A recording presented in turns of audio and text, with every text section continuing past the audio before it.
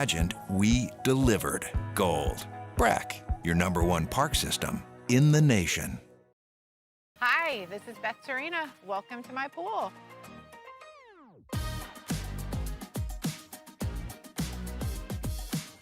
The first time I saw this beautiful pool, it exceeded every expectation that I had. They were able to get everything we wanted in this pool. It is a beautiful pool. We live out here, we eat out here, we watch TV out here. This is like our living room outside. We love this pool and everything about it. When we decided to build our pool, we called a great friend who is one of the best pool builders in the country in North Louisiana, and we said, who would you choose to build a pool in Baton Rouge? And without a hesitation, he told us Russell Pools. He said their history, tradition of great builds, great pools was unmatched. So of course, who did we call? Russell Pools. The advice I would give to anyone looking to build a pool is first call Russell Pools. They'll do an incredible job. It'll be incredibly organized. It'll be time efficient, and you will have your pool in no time.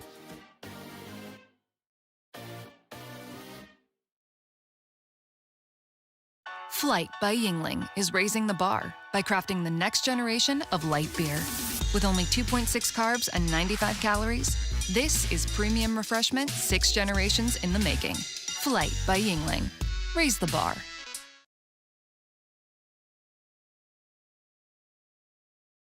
Sports Center. I'm Christine Lisi, and admission today from Commanders coach Dan Quinn that he left quarterback Jaden Daniels in too long in last night's blowout loss to Seattle. Daniels out indefinitely with a dislocated left elbow sustained in the fourth quarter. He's slated for an MRI. Texans QB C.J. Stroud in concussion protocol, but is feeling a little bit better. Davis Mills likely starts Sunday against Jacksonville if Stroud cannot clear protocol. NBA Grizzlies star Ja Morant returns tonight versus the Pistons after serving a 1-game suspension for conduct detrimental to the team. The sides have to move forward together, advises ESPN NBA front office insider Bobby Marks. For what happened Friday night, he basically he pouted the second half of the game. He pouted when he didn't get in the game, and he certainly took himself off the court towards the end there. They're going to need each other. Even if we get to a point where Ja Morant says, I don't want to be here anymore, his trade value can't plummet to the point where it is right now. Red Sox third baseman Alex Bregman, Yankees outfielder Cody Bellinger among those who've opted out and will become MLB free agents. Hey, it's your resident Super Bowl champ Chris Cannon. Coming up Tuesday, the Bills had a huge win against the Chiefs in Week 9, but did they do enough to be the #1 spot on my power rankings? It's Unsportsmanlike weekday mornings at 6 right here on ESPN Radio, ESPN2, and ESPN News. Matt Moscona. I'm very important. After further review. Say it one more time. After further review with Matt Moscona. And here we go. Live from the Raising Cane studio. Let's ride!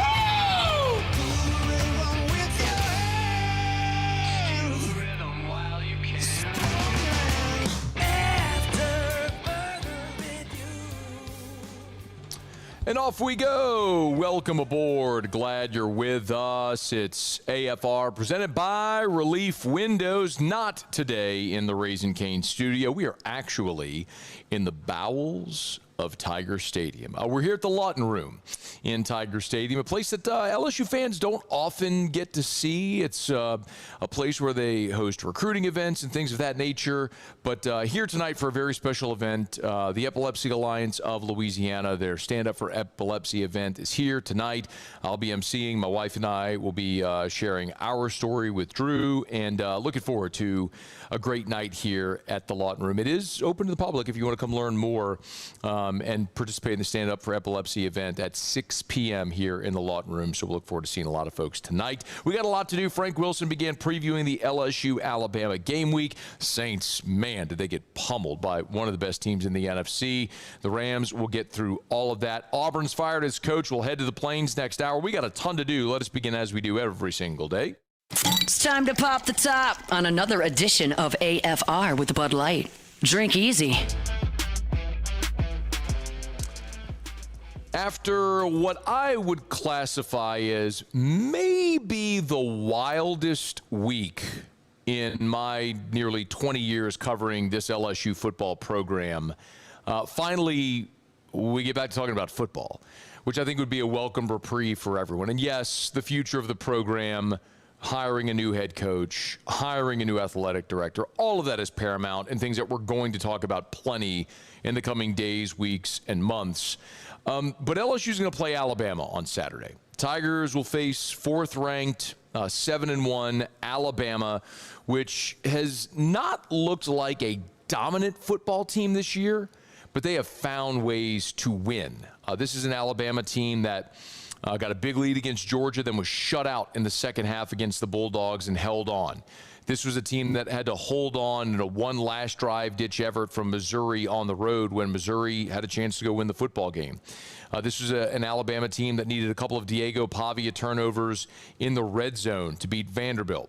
An Alabama football team that was down 8 on its home field to a bad South Carolina team in the final minutes of that football game, and then Lenora Sellers quite literally fumbled away the game. All that to say, you credit Alabama tremendously for their resolve, their ability to find ways to win football games, but they certainly have not been a dominant football team, and I think that is maybe the biggest difference across the landscape of college football.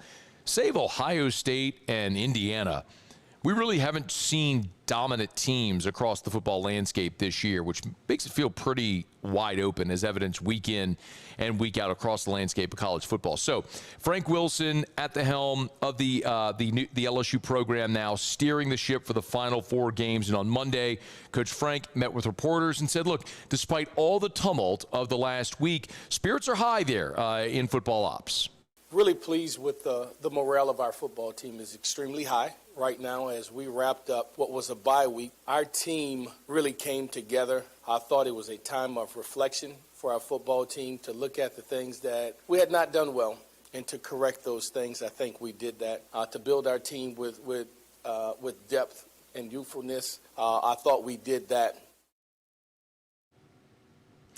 Now, I am of the opinion that when you are 8 games into a season, you are what you are. You can't categorically change who you are 8 games in. Your strengths are your strengths.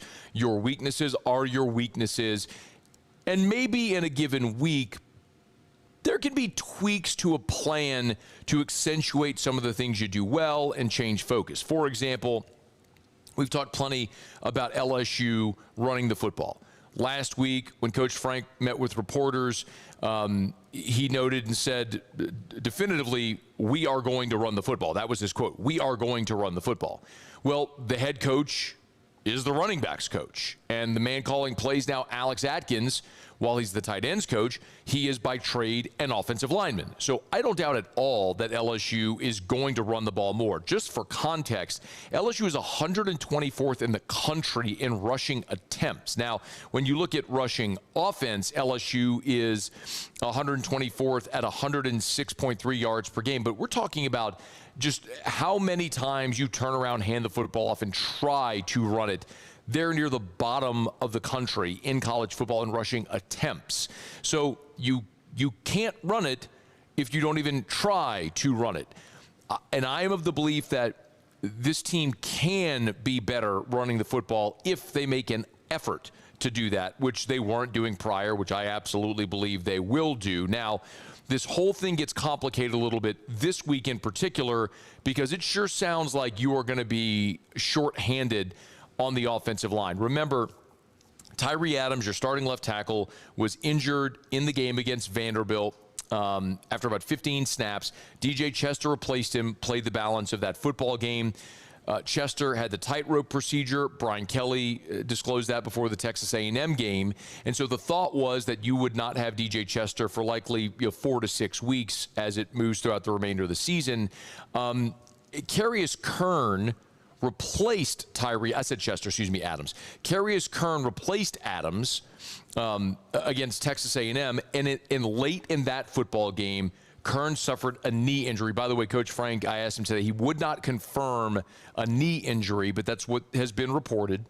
And so I asked Frank on Monday for an update there at left tackle with Tyree Adams out and the update on Carius Kern. Tyree Adams is out.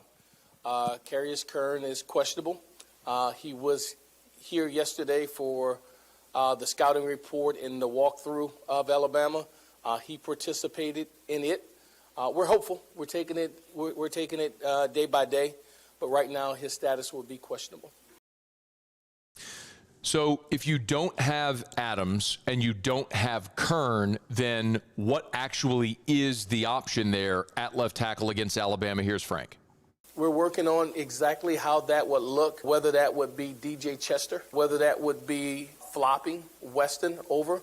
We have a couple of scenarios that we're looking at right now. Probably the most immediate thing would be is to put DJ Chester in at left tackle and do the things we need to do to allow him to play his very best.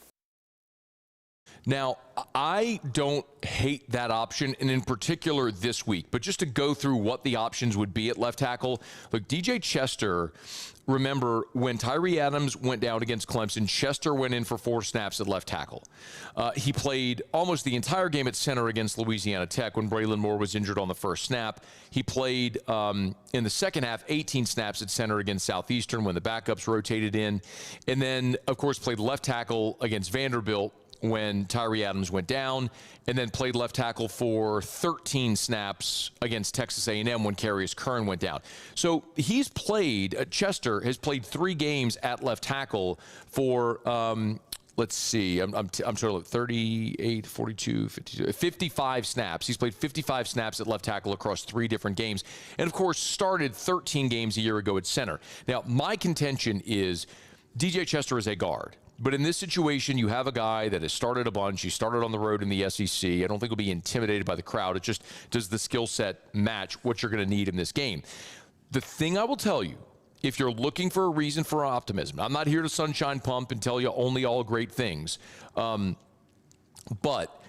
if you're looking for a reason for optimism this week, if you were to look, and objectively, LSU's weakness is on the offensive line. It's the weakest position group on the team. Nobody would argue to the contrary. But Alabama, which was built for so many years under Nick Saban at the line of scrimmage, was so dominant at the line of scrimmage with this big, space-eating defensive lineman. I mean, we think back to 2015 and when, Fournette, basically his name was already, inscribed on the Heisman Trophy, went to Tuscaloosa, and they just couldn't move against Jerron Reed and A'Shawn Robinson and those guys. This Alabama team, while they are statistically good defensively, they're 24th in total defense, 20th in scoring defense. Alabama is 72nd in the country against the run. Teams average 149 rush yards a game against Alabama. And when you look at pressures, they're even worse. They're 83rd in sacks. Through 8 games, Alabama's got a total of 15 sacks. So they're averaging 1.88 sacks per game. All that to say, yes, your offensive line has been by a mile your greatest weakness this year, but Alabama's defensive front hasn't been awesome. Like, it was a much greater concern not having Tyree Adams against Texas A&M, which came into Tiger Stadium top 10 in both sacks and TFLs. So, you're sitting there, preparing against one of the best pass rushes in the country with an offensive line that hasn't been very good and without your left tackle. Well, 7 sacks, 11 TFLs later, that's kind of how you expected it might look. This feels different because Alabama doesn't generally get home with their pass rush, and their run defense has been susceptible. This feels like a game where LSU is going to line up and run the football. And yes, I think DJ Chester is serviceable at left tackle in the running game. Chester is a 6'7", 320-pound, gigantic human who, if you tell him put your hand on the ground and run through the guy in front of you, he can do that. When you have him put his hand on the ball and snap it and make calls and checks, or move into left tackle where he has to kick slide and get in space against elite edge rushers that are super fast off the edge, I don't love DJ Chester doing that. He is a guard, and I think he could be a very good guard if he ever gets the opportunity to play his natural position. But in this situation, I think the emphasis is going to be for DJ Chester to get out there to do his dead level best and hopefully see an LSU offense that focuses on the running game, which would be certainly a contrast to what we've seen up until this point in the season. As the week moves along and we get updates on health there along the offensive line, we'll certainly share them with you. But LSU getting set now to get back on the field. Saturday in Tuscaloosa, and little up in the air who will be playing left tackle for the Tigers. All right, it's After Further Review. Our show open every day is brought to you by Bud Light. Drink easy with the great taste of Bud Light, the official beer of AFR, the official beer of your Fighting Tigers of LSU. As a matter of fact, got to hang out with my friends over from Mockler Beverage this past Saturday over at Rock the Country. They were there. We drank some delicious ice cold Bud Lights. Was rolling through the grocery store over the weekend. Grabbed a case of the 24 cans of the officially licensed LSU Bud Light cans with the white cans with the LSU logo on it. You can always check it out and make sure that you drink easy with the great taste of Bud Light, the official beer of AFR, the official beer of the LSU Tigers. All right, y'all, it is After Further Review. We're here at the Lawton Room at LSU and excited to be here for the Stand Up for Epilepsy event, all raising awareness for the Epilepsy Alliance of Louisiana. I'll be emceeing tonight. My wife and I will be presenting, telling our son, our family's story we drew with his battle with epilepsy, and we'll look forward to that tonight. So if you are looking for something to do, you can certainly come on out. It's a totally free event. We invite you to come on out here to the Lawton Room tonight for the event at 6 o'clock. Doors open at 5:30. All right, it's After Further Review. We will knock out a quick break, come back. Saints lose to the Rams 34-10. Tyler Shough's debut. I'll give you my assessment of it next here on AFR. After Further Review. AFR is brought to you by the Watermark and the Renaissance, two amazing hotel properties in Baton Rouge, Watermark Downtown, Renaissance Southtown. Of course, LSU on the road this weekend. But for home football games, LSU on the Friday before home football games, they're set up there at Renaissance Baton Rouge on Bluebonnet. Now listen, Renaissance Baton Rouge is an awesome place for a lot of different reasons. I tell you all the time, if you're hosting an event, no matter the size, I mean, the Grand Ballroom can host up to 500 people, so you can have any size event there. But also, look, the Tallulah inside Renaissance Baton Rouge is a great place to go have a business lunch, have a dinner. You want a cocktail on the terrace outside, you could do that as well, all right there at Renaissance Baton Rouge. And if you have an event coming up that you're planning or you know will be coming up, give my friend Allison Crump a call over at Renaissance Baton Rouge. It's always a great place to stay when you have friends or family in from out of town. Right there on Bluebonnet, it's Renaissance Baton Rouge. We typically think of stress as being bad for us. At Our Lady of the Lake and LSU, we are researching how certain types of stress, such as exercise, can be good for our immune health. By studying people under extreme stress, such as athletes, astronauts, service members, and first responders, we're learning how to improve the immune health of everyone. That's the power of research. That's the impact of champions. Together, we roar.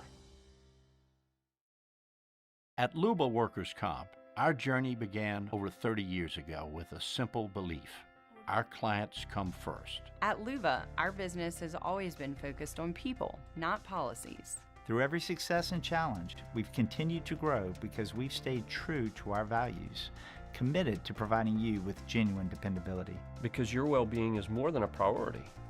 It's our purpose.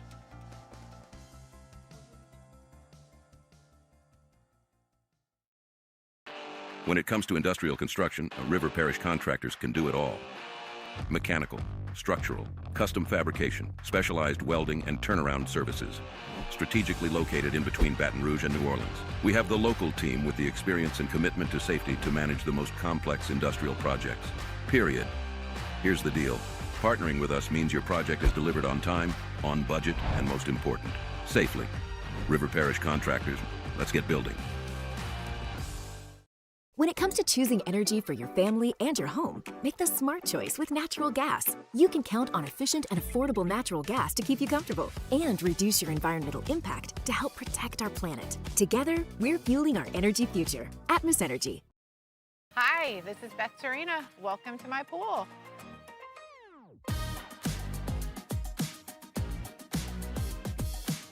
The first time I saw this beautiful pool, it exceeded every expectation that I had. They were able to get everything we wanted in this pool. It is a beautiful pool. We live out here, we eat out here, we watch TV out here. This is like our living room outside. We love this pool and everything about it. When we decided to build our pool, we called a great friend who is one of the best pool builders in the country in North Louisiana, and we said, who would you choose to build a pool in Baton Rouge?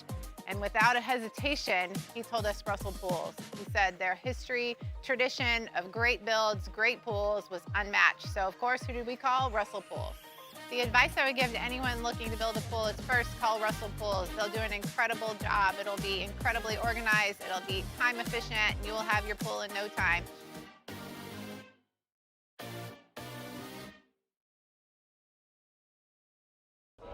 These ice cubes could have been a thankless bed for an all-you-can-eat salad bar. But instead, they cradle and cool the crisp. After further review, presented by Relief Windows. Windows, doors, siding, and oh, we do shutters too.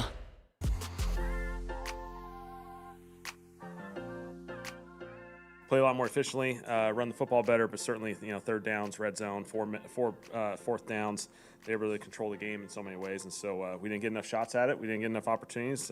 We got to play obviously a lot better. A lot of this comes down to, the details and the fundamentals of the football game. And so, sometimes it's a simple game and we got to play better and give ourselves more opportunities. And so, when you look at it, we had 40 snaps on offense, probably an all-time low. And then they had 77, so they obviously controlled the ball for much of this game. Kellen Moore, after the Saints lose 34-10 in LA to the Rams, it's probably the caveat that I have to start with because I've said this literally every game we've talked about with the New Orleans Saints all season. I'm not so much concerned with wins and losses. I didn't think this team would have a lot of wins. I picked them 5-12. I might have overshot the mark. So I'm not really so much concerned or disappointed with the losses. We talked about it for months in the offseason. This is one of, if not the worst roster in the NFL. To anticipate or expect them to win games, to be uber competitive would have been short-sighted. So I said at the beginning, I'm not going to sit here on Mondays and rant and yell and scream about wins and losses because I just didn't expect this team to win games. Situations or circumstances within games we can certainly talk about, like week 1 when Kellen Moore just forgot that he could actually call timeouts against Arizona at the end of the first half, those types of things. And I know that in this situation after a game like that where there's all kinds of awful. Kellen Moore mentioned 40 offensive snaps. The New Orleans Saints possessed the football for 16 minutes and 7 seconds. Just for context, that's the 16 minutes and 7 seconds time of possession is the 13th lowest in NFL history. Not Saints history. In the history of the National Football League, there's only been 12 times in the history of the league that an offense has possessed the football for less time than what the New Orleans Saints did on Sunday against the Rams. So I know there's a lot of people today who are crushing Kellen Moore, the game plan, the play call, the offensive line, the defense for their inability to get off the field, Tyler Shough, all of it. And you're right for all of it. I mean, when you lose like that in the NFL, it is wholesale awful across the board. I mean, just look at whatever metric you want to look at. 30 first downs for the Rams to 10. They ran 77 plays. You ran 40. They put up 438 yards of offense to your 224. We just talked about time of possession. You ran the ball for 57 yards. It is awful. And so the New Orleans Saints are 1-8. This is the worst start in 45 years. The 1980 team, which finished with the worst record, 1-15, had the number 1 overall pick. That team started 0-14 before they finally won a football game. So this is awful in every kind of way. The 40 offensive snaps, that's the second fewest in franchise history. So awful in every way you can imagine. There's just nothing really good to say. 3 straight 3-and-outs to start the game. After you took the football to start the game, you won the toss and elected to receive and promptly went 3-and-out. And then they promptly went on a 12-play, 88-yard drive that ate up 6:43 off the clock and, of course, netted them a touchdown.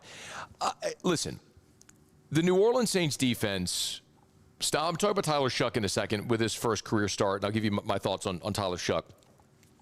The New Orleans Saints defense is awful. You could point to Brandon Staley. You're not wrong. We could point to aging veterans. You're not wrong. You could point to young players who we thought would be better or hoped would be better. You're not wrong. I've continued to bang the drum that Kool-Aid McKinstry is not a number one cornerback. It is very obvious. That is disappointing. He draws the assignment of a number one every week, and every week he gets dusted, and this team can't actually defend. He had a brutal pass interference. He gave up 2 touchdowns, one to Puka Nacua, where he got toasted on the corner route. He's not a good player. Alontae Taylor, same thing. Costly penalty near the goal line. Also completely lost his eyes, gave up the first touchdown. Jonathan Vilma said on the broadcast that Alontae Taylor is a better player than he's showing near the goal line. No, he's not. We have a large enough sample size to know who is good, who is not. And with Alontae Taylor, it's a multi-year sample size. So I'm not saying Kool-Aid McKinstry will never be a starting caliber player in the NFL. He's just never going to be a number one. And every week in the NFL, you're going to draw somebody's number one. And week in and week out, it doesn't matter if it's Marvin Harrison Jr. or JSN, or if it's Stephon Diggs, or if it's Puka Nacua. It's just, he's going to draw everybody's number one. And every week, he loses way more than he wins. He's not a number one corner.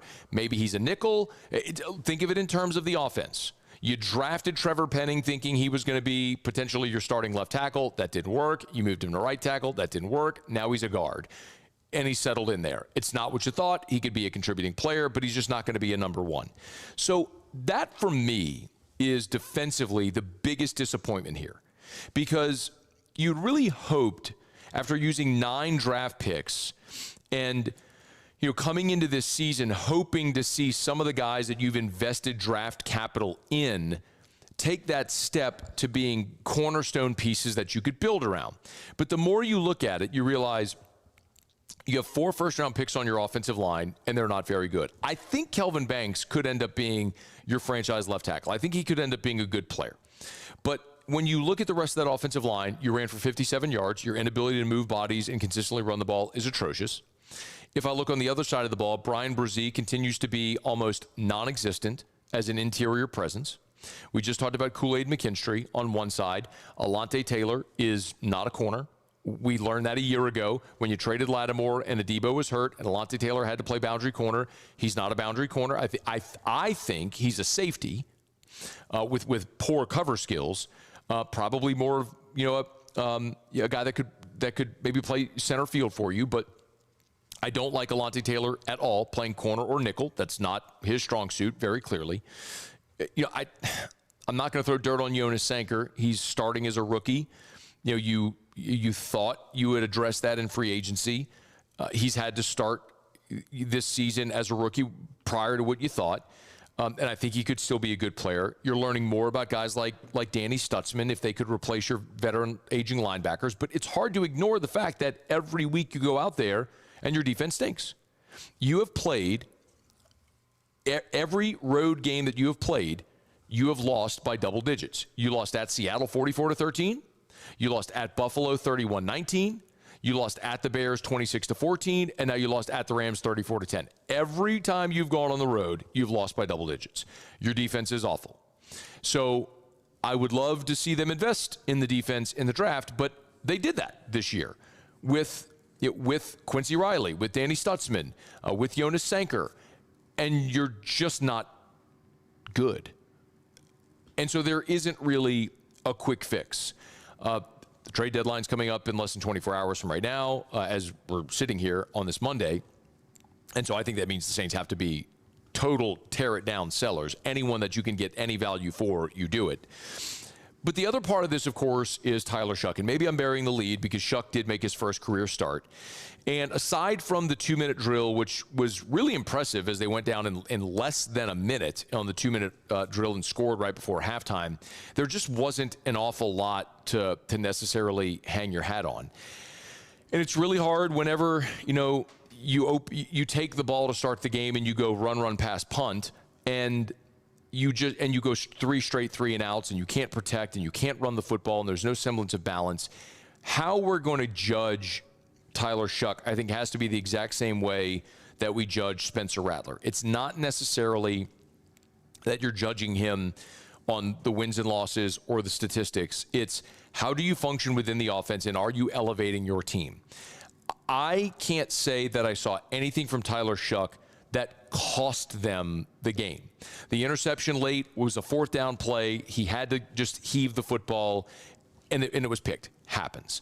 But he didn't do anything to elevate the team. Okay, it's his first career start. We'll see more. In the same way that Spencer Rattler got 6 starts a year ago and 8 starts this year, we saw 14 starts for Spencer Rattler. We're going to see the final 9 games of this season.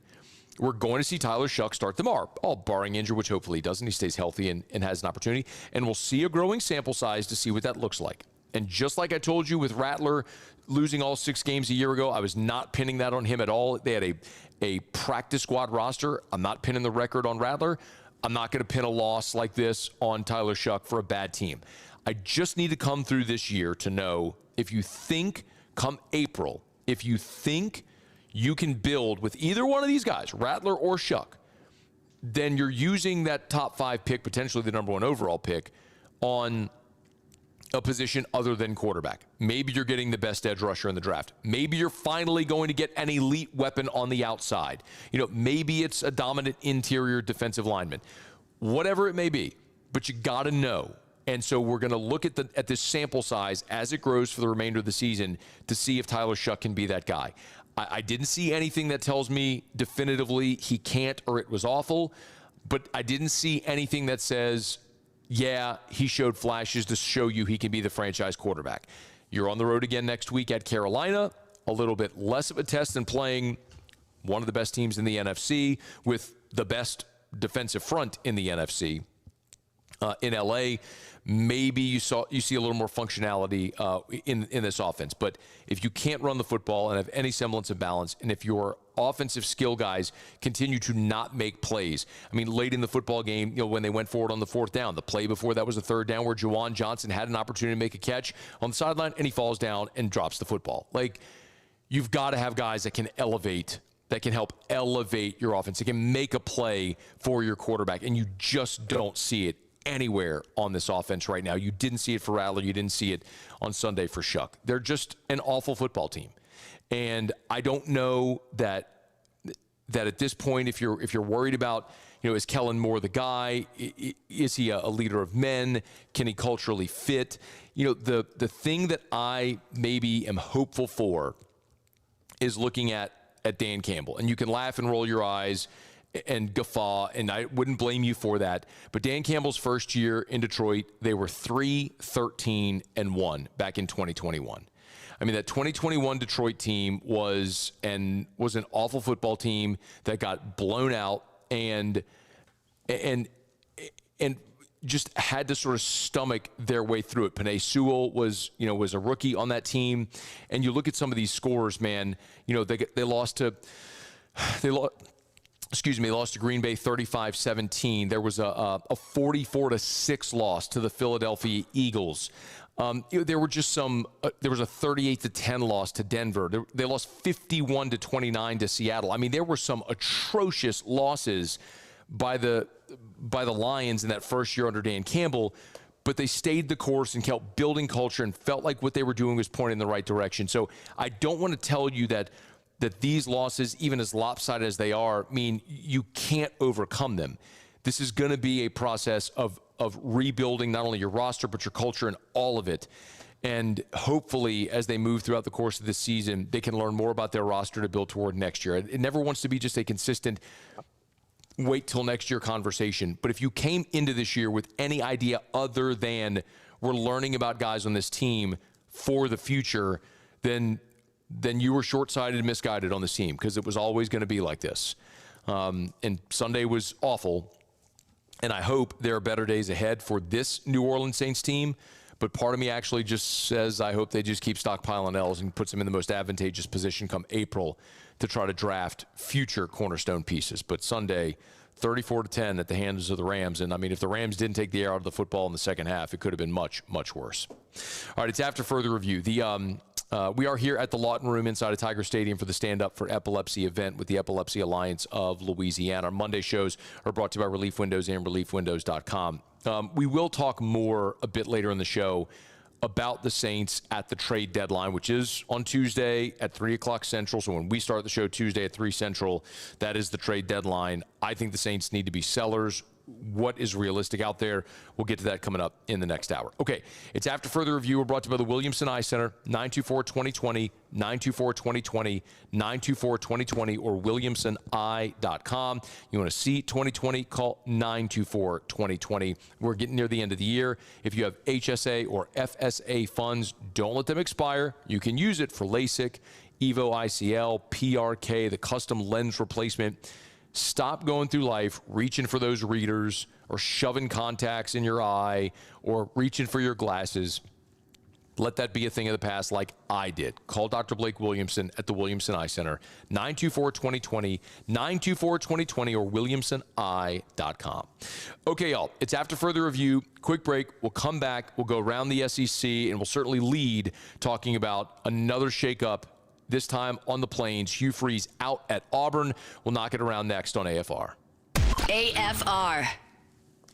Our friends over at Duplessis Builders, man, awesome people. Derek Duplessis will build you a beautiful pool, but also their way they give back to the community is just outstanding. DuplessisBuilders.net is the website, DuplessisBuilders.net. Yes, at Duplessis Builders, they'll build you that beautiful custom dream pool, outdoor kitchen, but maybe you don't want the big, giant, resort style pool. Maybe you have a smaller backyard, or maybe you just don't want something quite as ornate. Okay, they have options for nearly any budget. As a matter of fact, if you go to the website, DuplessisBuilders.net, DuplessisBuilders.net, you can see 11 different pool models that they already have, and you could choose which one you want, starting as low as $49,000, and they have financing available. Same for their outdoor kitchen builds as well. So if you've ever been interested in a pool or an outdoor kitchen, no matter what your budget, our friends at Duplessis Builders have an option. Check them out online at DuplessisBuilders.net.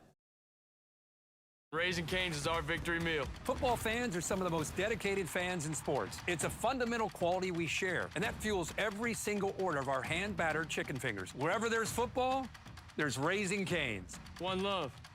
Let's go.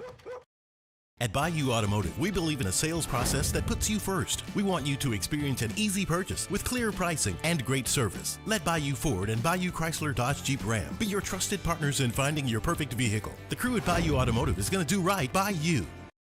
Today, we are shaping tomorrow. We are researching how extreme stress impacts the immune system, from trauma victims to athletes and even astronauts. Our work is leading the way in sepsis treatment, saving countless lives. We're unlocking the mind with music in exciting new ways. Our Lady of the Lake Health and LSU are improving the health of our state. That's the impact of champions. Imagine the impact we'll have on the future. Together, we roar.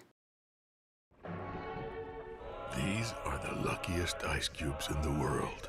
They could have been a thankless bed for an all-you-can-eat salad bar. But instead, they've been called upon to cradle and cool a crisp, refreshing Dos Equis. Looks like the lucky just got luckier. Dos Equis.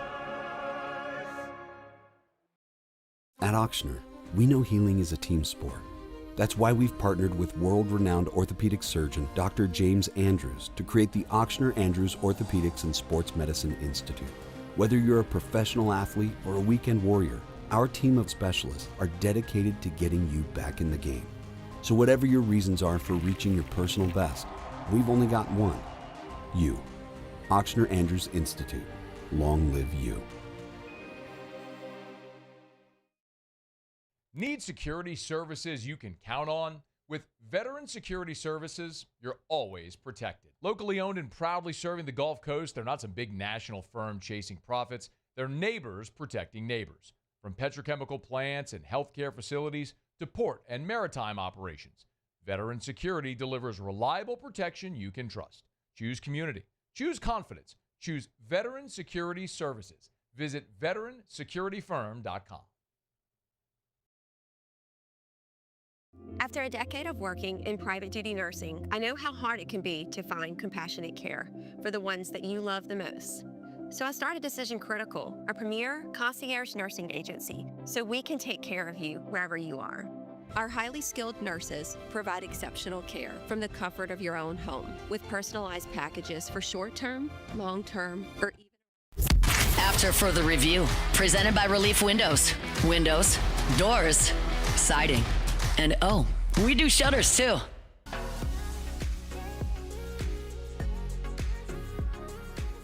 I kind of saw this one coming when you lose 10-3 last night to the Kentucky Wildcats. Their offense, which Hugh Freeze was known at his time at Ole Miss and at Liberty for being a great offensive coach, did not ever really hit a stride at Auburn. I put this, Drew, as the fourth best job on the board behind LSU, Florida, and Penn State, but Auburn is still a monster job that's going to be open in the SEC.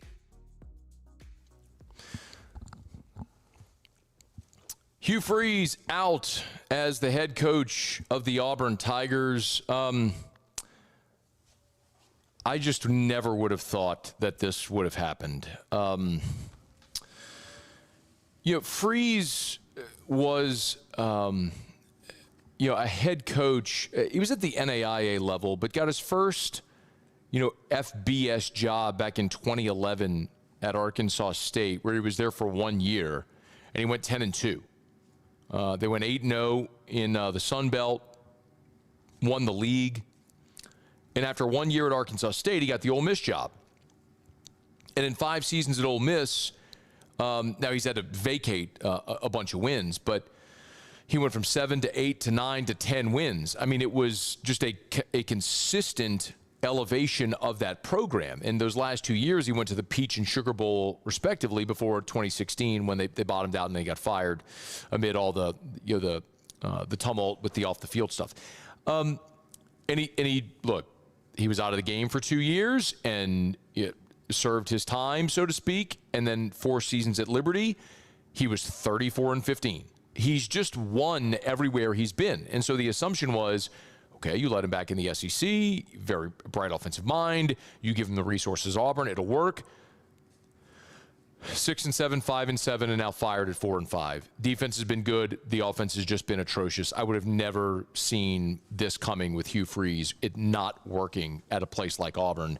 But I look at Auburn, and it's relevant for LSU aside from the fact that it's in the SEC, because when you look at the odds, and I know that Jimmy told us last week, there's nothing that the odds makers get more wrong than head coaching odds, and I understand that. But also around the state of Alabama, there's a lot of talk about John Sumrall. And Sumrall, remember, had been at Troy before he took the Tulane job. So he's got ties in that state, and there is a thought that Sumrall may be at the top of Auburn's wish list. So, listen, I don't know where John Sumrall would fall in LSU's pecking order. But suffice to say, if that's the hot name in the G6, Sumrall, you'd have competition for him. I mean, he will get, if he wants a better job this year, he will get it.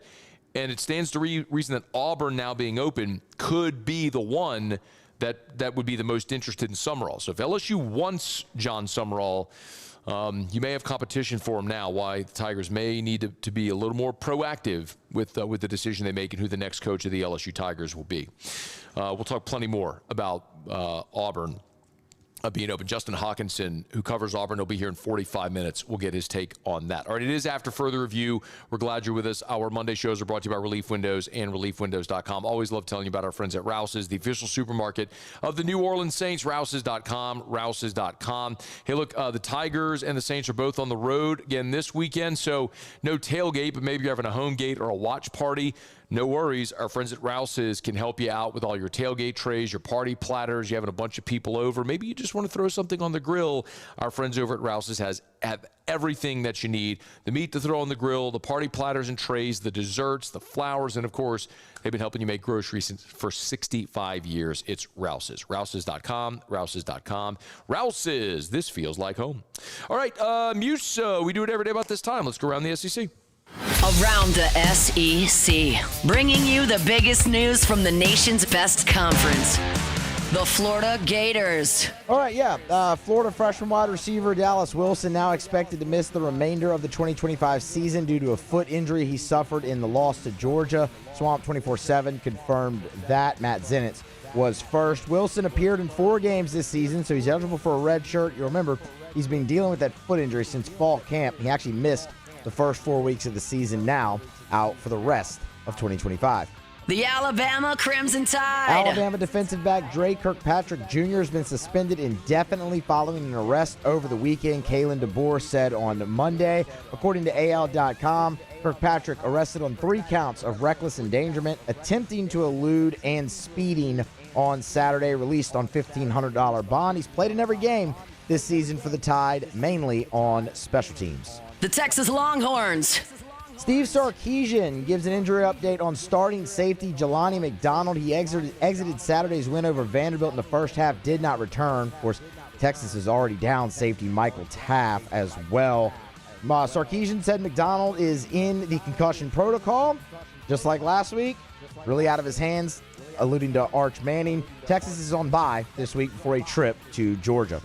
The South Carolina Gamecocks. Shane Beamer, already 2 major changes on South Carolina's 2025 coaching staff. Of course, offensive line coach Lonnie Tinsley and Mike Shula, the offensive coordinator, this past weekend. On Sunday on a conference call, Beamer was asked about Lenora Sellers and if he remains committed to the second-year signal caller. Beamer said yes, he does, believes Lenoris certainly they need him to do better, but believes in him as the guy. Quote, there's no question about it. 1,500 yards, 7 touchdowns, 5 picks so far for Sellers in 2025. The Auburn Tigers. Auburn lost their first commitment since Hugh Freeze was fired. That's 3-star running back Eric Perry, been committed to the Tigers since June. He has also since today announced that he is committed to Memphis. The Missouri Tigers. Missouri flips a 3-star cornerback Jackson Gates from BYU. Officially visited Como back in September. Was originally offered by Eli Drinkwitz in June. 6'1", 175 pounds. Track star as well, 10-3 in the 100 meters, number 50 cornerback for the class of 2026. The Arkansas And Razorbacks. finally, Arkansas had a pledge flip to Florida State. Safety out of the state of Florida, been committed since June 9th, but now we'll head to Tallahassee. That's around the SEC. Quickly, though, these are the updated odds for who would be the next head coach at Auburn. Paul, I don't know if you could pull this up on the screen. This is shared on the ESPN, the 104.5 ESPN socials, but this is from BetOnline. Kenny Dillingham is the betting favorite, followed by John Summerall, then James Franklin, Brent Key, Jimbo Fisher would be interesting. Remember, Jimbo is a former Auburn assistant before he became the head coach at LSU. Of course, he was at Samford and then came to, offensive coordinator at LSU, but had spent time as quarterback's coach at Auburn years ago. Ryan Silverfield from Memphis, Eli Drinkwitz, Gus Malzahn, Dan Mullen, John Gruden, Glenn Schumann over at Georgia, and Clark Lee. That's the list from BetOnline at for who's the next coach at Auburn. But again, Dillingham, Summerall kind of at the top. It'll be interesting to see how those dominoes start to fall. All right, it's After Further Review. Monday shows are presented by Relief Windows and ReliefWindows.com. We are here at the Lawton Room at LSU for tonight's Stand Up for Epilepsy event, benefiting or courtesy of the Epilepsy Alliance of Louisiana. Free event, open to the public, starting at 6 p.m. Doors open at 5:30. We hope to see you here. We'll knock out a quick break and wrap up hour number 1 with what we learn next here on AFR. AFR. Was over at Goodwood Men's Sexual Wellness earlier today. As a matter of fact, I was going to pick up my one of the supplements that I take that I get from Goodwood Men's Sexual Wellness. And yes, like I say often, they do ED treatments. That's only a part of what they do. So if you suffer from ED, they've got options, but they also have hormone replacement therapy. And something I really want to impress upon you are the non-pharmaceutical options that they have that can help with so many different things that ail you. If you have gut issues, if you have anxiety, if you have low libido, a lot of different things, low energy levels, so many different ways, pain, supplements for tissue repair or injuries that can help your body heal faster. Modern science is amazing, and there are options to help you feel like you're better, like your younger self. So learn more online. Start there at yourgoodwood.com. In South Louisiana, you can always count on good people coming together to help our children. At Dreams Come True, we grant wishes for Louisiana children with life-threatening illnesses. But to do this, we need funds. That's why we're trying to raise $100,000 for Dreams Come True by giving away the Blessed Children's School. Make your backyard's dream come true while helping our kids. Just go to dreampoolla.com and you can find out how your $25 donation might help win you a Duplessis pool. Parish Construction and Roofing. This is Coach Kim Mulkey. Go to parishbuilt.com for all of your roofing needs. From your hometown, parishbuilt.com. My father, J.B. Faugu, had a vision of growth for First American Bank and the communities we serve. The bank's foundation was built on his legacy of compassion, loyalty, and dedication. Through his years of leadership, First American has prospered to heights even J.B. could not have imagined. I know my father would be extremely proud of the customer service and financial stability that First American provides to Southeast Louisiana. We continue to thrive because of the legacy of J.B. Faugu. These ice cubes could have been a thankless bed for an all-you-can-eat salad bar. But instead, they cradle and cool the crisp, refreshing Dos Equis. Nicely done, ice cubes. Baton Rouge's home for real rock. It's Eagle 98.1. Foo Fighters. Led Zeppelin. AC/DC. Pearl Jam. And the flagship home for LSU sports. Take us anywhere with the Eagle 98.1 app. Eagle 98.1 is the rock station. Family owned and community driven. Service Chevrolet Cadillac, a legacy you can trust since 1972.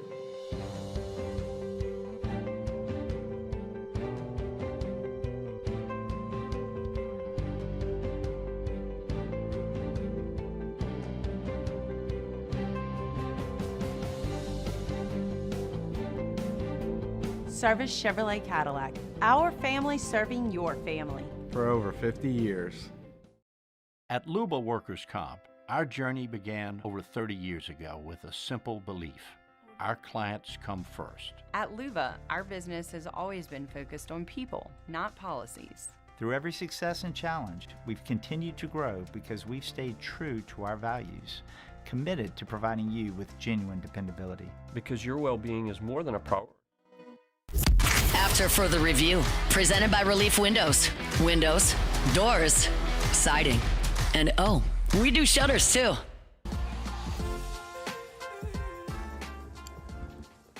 All right, wrapping up hour number one. Always appreciate our friends at Relief Windows and ReliefWindows.com. Windows, door, siding. They do shutters too. Relief Windows and ReliefWindows.com. Every Thursday, Muse, Paulie, and I give you 3 things to keep an eye on during the football weekend. We come back on Monday, talk about it. We call it What We Learned. Let's do it. We watched. Now, let's review.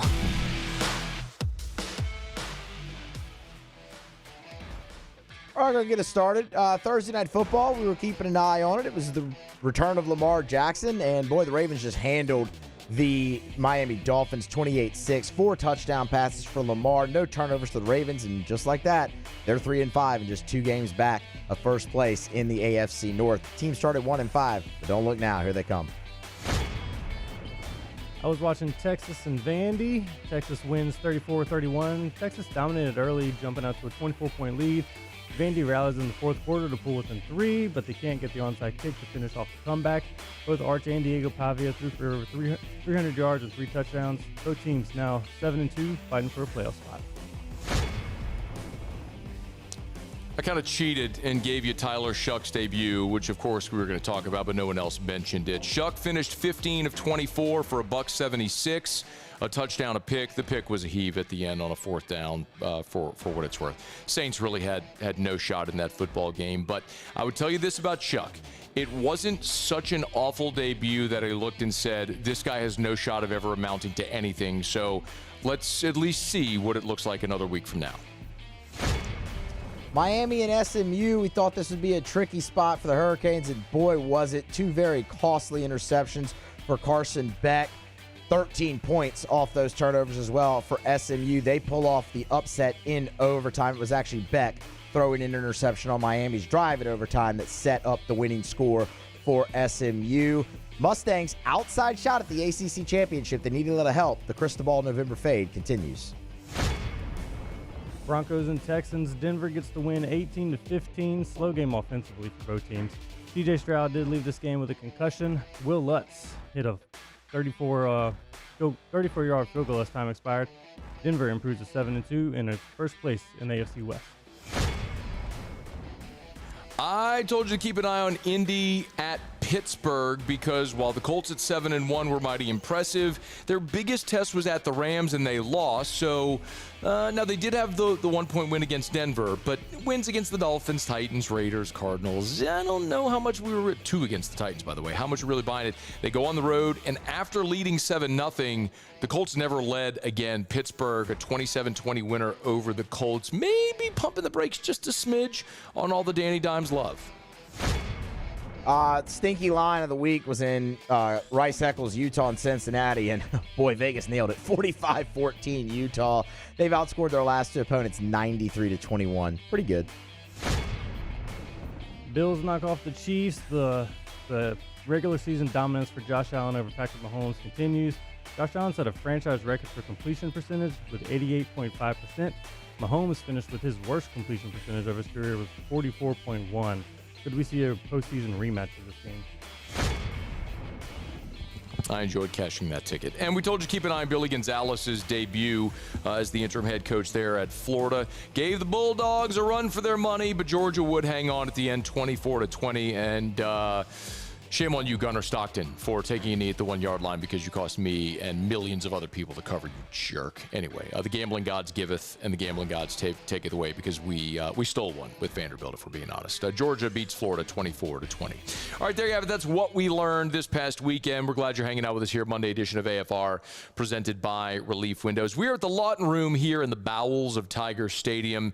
The Stand Up for Epilepsy event is tonight. We're excited to be here. I'll be emceeing. Erica and I will present and we'll speak on our story with Drew. And if you want to learn more about families dealing with epilepsy, or maybe you or someone you know deals with epilepsy and you want to find out about the resources the Epilepsy Alliance of Louisiana offers, you can come. Doors open at the Lawton Room tonight at 5:30 and the event follows at 6 p.m. We're looking forward to it. Peter Burns next. AFR. We're brought to you by Our Lady of the Lake, championship health partner of LSU Athletics. Our Lady of the Lake and LSU together, we roar. You know, we talk all the time about Our Lady of the Lake and their commitment to LSU athletics, which is sincere. I mean, obviously with all the NIL deals, the corporate sponsorship, and then they've agreed to the naming rights of the new arena. But Our Lady of the Lake and their partnership with LSU is so much more than just being a financial sponsor and partner of LSU athletics. The physicians, the world-renowned physicians at Our Lady of the Lake care for the LSU athletes. They also have the contract for the Student Health Center to care for the LSU students. And then, of course, with the many different, of course, the Regional Medical Center, the Lake After Hours clinics, the Children's Hospital, the many different ways that Our Lady of the Lake cares for everyday champions like you and me. It's Our Lady of the Lake. Learn more at ololrmc.com/LSU. Our Lady of the Lake and LSU, together we roar. Trust isn't given, it's earned by showing up, leading the way, and performing at your best when it matters most. Our Lady of the Lake sports medicine experts know what it takes to improve performance and build champions at every level. That's why LSU chose Our Lady of the Lake as its championship health partner, trusting Louisiana's best medical team to care for our state's best athletes. From championship athletes to everyday champions, trusted care starts here. I trust the lake. While Louisiana politics can seem like they're from another planet, Moon Griffon isn't afraid to bring politicians back down to earth. Listen to the Moon Griffon Show weekday mornings at 9 on Talk 107.3.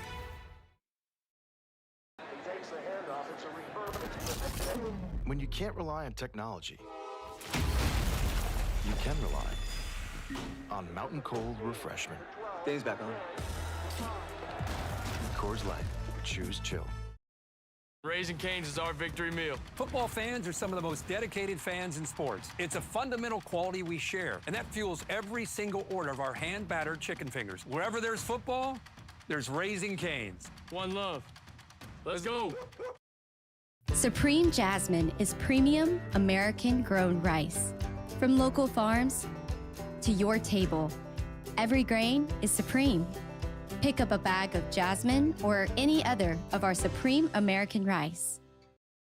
It's not just a game, it's a religion. You've got your team color, team swag, and now your very own website, LouisianaSports.net. Everything LSU, Saints, and Pelicans. Sports on demand. In-depth coverage by sports writing pros with continuously updated news. And with the LouisianaSports.net newsletter, you get pinged directly with top trending stories. Best of all, now and always, no paywall. It's free. LouisianaSports.net, powered by 104.5 ESPN Baton Rouge. Your home for Louisiana sports.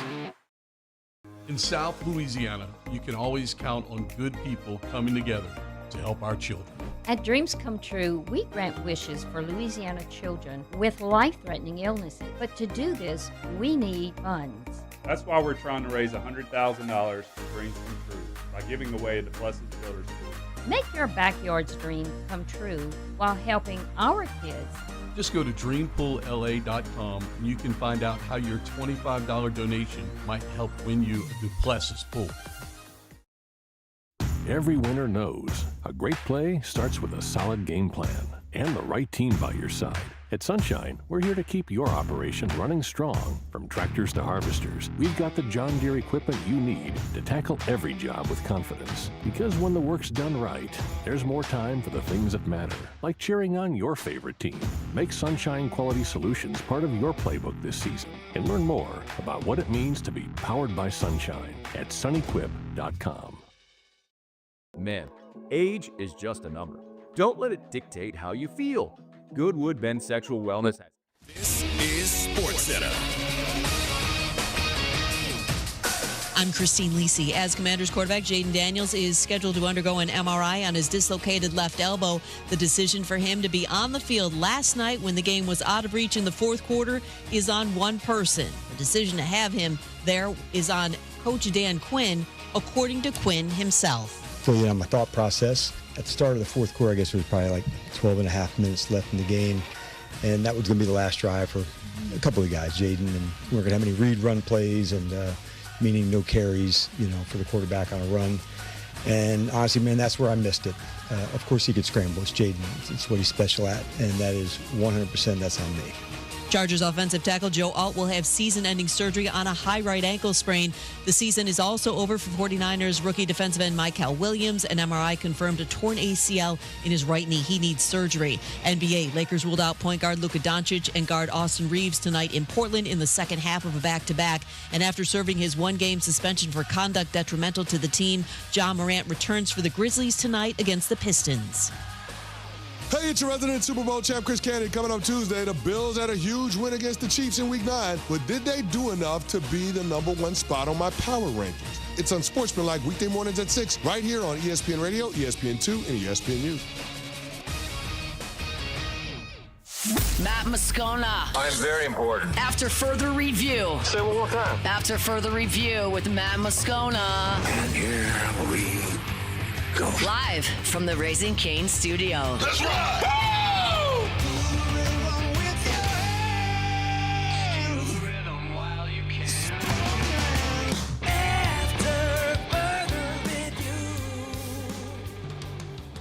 Hour 2, off we go. Welcome aboard. Glad you're with us. It is AFR. We are not in the Raising Cane studio today. We are in the bowels of Tiger Stadium here at the Lawton Room, getting ready for tonight's Stand Up for Epilepsy event, all helping raise awareness for the Epilepsy Alliance of Louisiana. Excited to MC the event tonight, and my wife and I will be presenting, telling Drew's story tonight, so we're looking forward to that. Doors open at 5:30. The volunteers are actually arriving right now. It's totally free and open to the public, so if you want to come learn more and join us tonight, we'd love to have you here in about 2 hours, starting at 6 p.m. Event should last maybe no more than 90 minutes, but we're looking forward to a great event tonight and hope to see you there. All right, we do this every Monday. We recap the weekend in the Southeastern Conference with Peter Burns of the SEC Network. Hit it, Buse. This week in the SEC with Peter Burns. Unsportsmanlike conduct. Let's separate the contenders from the pretenders. Number 11 of the defense, throwing the LSU player Shough, 20 yards down the field. With Peter Burns of the SEC Network, presented by Blue Delta Jeans. Peter, how are you? Good. We had Kenny Chesney on the show. That was interesting this day. I hadn't ever talked to Kenny, so we tried to figure out what was going on with Tennessee, and he still claims them. So, yeah, that's fun. Interesting day. What do you make of Auburn firing Hugh Freeze? I mean, it could not have looked any worse than it did on Saturday night. I mean, literally, that was like, I remember the Tuberville game against Mississippi State was 3-2. Yes. A while back. I felt like that was that game times 10 about how bad it was, because it was Sunday. I mean, it was Saturday night in Jordan-Hare. Kentucky had just given up like 9 million points the last couple of weeks, and sure enough, they couldn't get anything done. And then you knew it was bad when Hugh kept going back and forth between quarterbacks. It was like, my man just – it's like a putter or it's like a golfer that has like 3 different putters in the bag. You know, you're just cooked because none of them are working. Why didn't it work with Hugh Freeze at Auburn?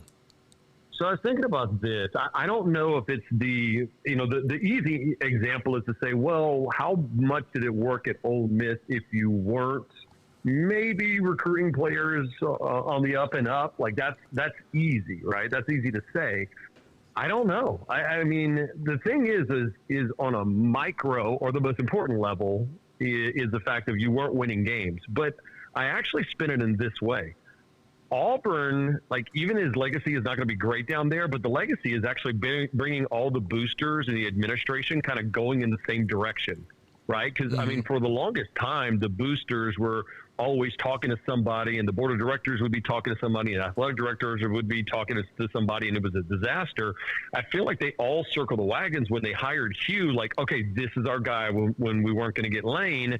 And so they were all heading in the right direction. The problem is you still got to win the damn games, and they looked horrendously bad offensively. Peter, I look at Florida and Auburn, and I look at two situations where, I mean, I get it. They haven't had success, but, man, you keep turning over coaches so often. How can you ever find stability? So I guess my question is, like, do you think, as bad as it was, and I get it, it was bad, like, was it too reactive to fire Hugh Freeze in year 3? The problem is it's probably the same thing that was conversation about Brian Kelly, is the fact that when you go to the big boosters and ask them, Matt, okay, are you in for next year? Are you gonna financially support this guy next year? And if the answer is no, well, then where are you getting that money from?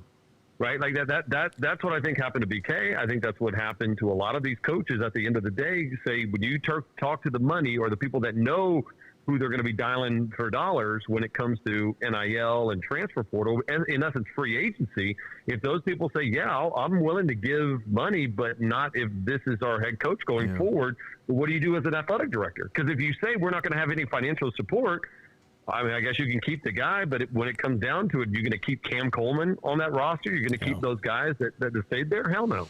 Yeah, it's a great point.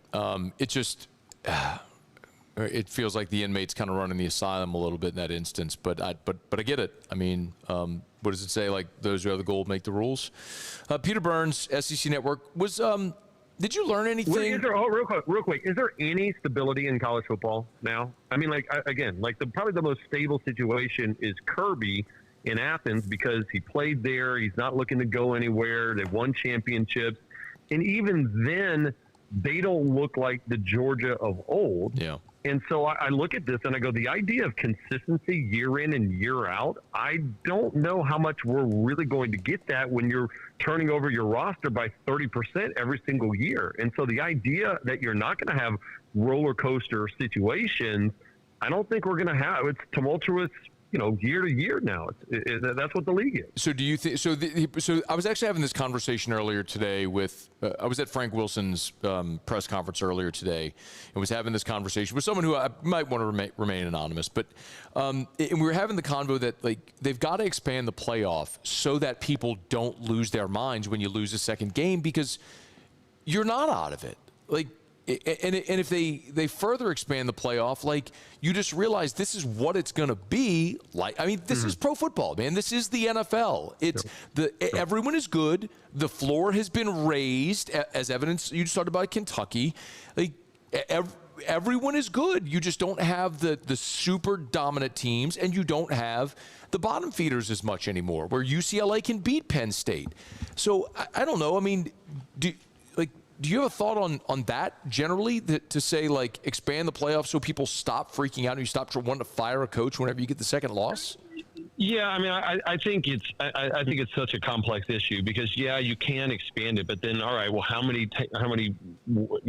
more spots are you going to give? Are you going to give 16? Is that enough? Is 24? I mean, we always kind of roll our eyes. We're like, well, the Big Ten wants 20 different spots open. I'm like, I don't dig that, because I think what makes college football special on Saturdays is the fact that you can't afford, Ole Miss can't afford to stub their toe against Kentucky like they did last year. Like you still got to win games. And I think college football being in the playoffs is about being elite, not just kind of like above average. I think what it is you just got to recalibrate what to expect going forward, and that occasionally you're going to get a clunker. Like, I can't wait to see what happens with, like, Kurt Cignetti. Right. I think he's done a great job this year. I think they're legit this year. I think they were a little bit kind of P.T. Barnum last year, but they're legit this year on both sides of the ball. Well, what happens in 2 years from now if he doesn't have that? I just don't know where you're going to find consistency at in college football anymore. We got to recalibrate what we think is normal. At Peter Burns, ESPN, courtesy of Blue Delta Jeans. Is Texas dangerous now? Like, playoff dangerous? Yeah, I mean, listen, you got at Georgia, going to be a night game. Yes. And then, of course, you got to go at Mississippi State, which looked a whole lot better.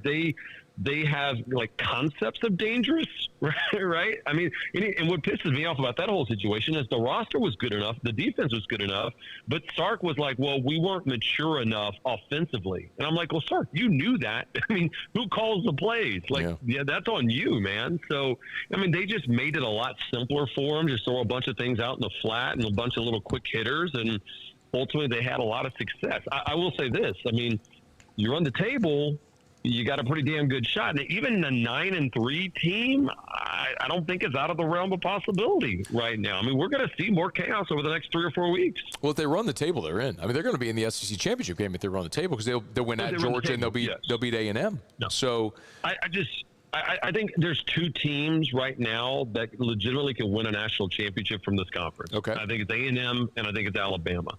I think Georgia is a slightly better version of what Tennessee was last year. I think what Tennessee was last year is what Ole Miss is this year, which is pretty good. They caught the teams in the right spot on their schedule, but I don't see them winning a national championship. Okay. I don't strongly disagree with that. I don't want to run out of time. Do you have a thought how LSU might actually be able to be competitive and maybe win the game in Tuscaloosa this weekend? Yeah, I mean, the same way that we saw Billy Gonzalez get this competitive nature out of Florida and Georgia. I mean, again, like, both teams coming off a bye. I mean, it's not like there's not talent. Like, I think Whit Weeks and finding out what his availability is going to be, it's questionable this week. But the thing that I'm concerned about is Tim Keenan, that defensive line, just terrorizing LSU on that left side right now. I mean, the fact that if you don't have Karn, if you're going to try to move some people around, I mean, do you have more of a package for Van Buren if that's not working? Like, I'm fascinated to see. Like, there's nothing to lose, right? Mm-hmm. I mean, I would be so incredibly disappointed. I don't get that for Frank Wilson and the rest of the staff. I think there's a lot of people that are fired up for an opportunity right now, auditions in many different ways. I would be upset. I will be really upset if they end up being very conservative come Saturday night. Like, if you lose by 50, I don't give a damn. But you better go down swinging. They're going to run the ball a lot, Peter. Which I'm good with, by the way. Like, yeah, you can't protect, and you actually did run the ball in the first half against A&M, and your head coach is the running back coach, and the play caller is an offensive lineman. Like, they are going hell or high water, brother. They are going to turn around and give the ball to talented people and say, go run to open space. And listen, that's what I want. And also, on the same point, is it's like kind of playing keep away from what I think is one of the best offenses in the country right now, when Ty Simpson and this wide receiver crew. Is Texas A&M on upset alert at Missouri? No, man. I think they're legit, and this pains me to say. And I think not having Bo Perbula, I just don't buy that. I think their offensive. I think the defense travels really well, and so I think A&M is as good as anybody in the country right now. He is Peter Burns, SEC Network, courtesy of Blue Delta Jeans. You'll get him on Twitter at Peter Burns ESPN, at Peter Burns ESPN. All right, well, here's hoping that Tiger Joe gets bragging rights over Bo this weekend. I'm looking at Tiger Joe and Bo Burns right now, so we'll start having that conversation as I make dinner for sure. Yeah, belated happy birthday to your Halloween babies. All right, buddy. See ya, man. We'll see you. That's Peter Burns. Both of Peter's children, Bo and Thomas, a.k.a. Tiger Joe, both are Halloween babies. How about that? Like, for both of your children to be born on the same day is something. But on Halloween, too, that's pretty wild. So that's just a really odd coincidence. But anyway, happy birthday to the Burns babies. All right, it's After Further Review. We're glad you're with us. Monday shows are brought to you by Relief Windows. Hey, I love telling you about Parish Restoration. ParishRestoration.com. ParishRestoration.com. Kill mold, remove odor. If you've other harmful pathogens, we're getting into that cold flu season. Maybe you got like a sickness going through the office. Remember, you can spray. You can call out Parish. They'll come spray their patented non-toxic dry fog. Your home, your any size commercial building. They've actually dry fogged the largest, or maybe the second largest commercial building in the state of Louisiana. Hospitals, schools, everything. Kill mold, remove odor, and other harmful pathogens. It's Parish Restoration. Get non-toxic, so it's safe for people and plants and pets. It's Parish Restoration. ParishRestoration.com. ParishRestoration.com. All right, y'all, it is After Further Review, and glad you're rolling along with us here on this Monday edition. In 15 minutes, we will go to the Plains. Justin Hawkinson's going to join us. We'll talk a little bit about Auburn, the decision to fire Hugh Freeze, who's next, all that good stuff. We'll get to that. When we come back, tomorrow is the NFL trade deadline. So what should the Saints do at the trade deadline? I don't think they should sell everything, but what's realistic? We'll get to that as we continue here on AFR. AFR. AFR is brought to you by Darren James and Associates, brokered by LPT Realty. Agent225.com. Agent225.com is where you'll find Darren James. Actually got to hang out with Darren James this Saturday. I was over at Boots on the Bayou and got to see Darren and Jen and Darby James, their daughter, this weekend. It was always great to visit with my good friend Darren James. But listen, the bottom line is, if you need to sell your home, you need to get to closing as fast as possible for the most amount of money. You need Darren James, because that's what Darren does. As a matter of fact, Wall Street Journal's list top 1% of realtors in America, meaning no realtor in Louisiana gets to the closing table more often than Darren. So if you need to sell your home fast for the most amount of money, you need Darren James. So log on to agent225.com. That's agent225.com. Or you can always give him a buzz at 335-7666 for Darren James.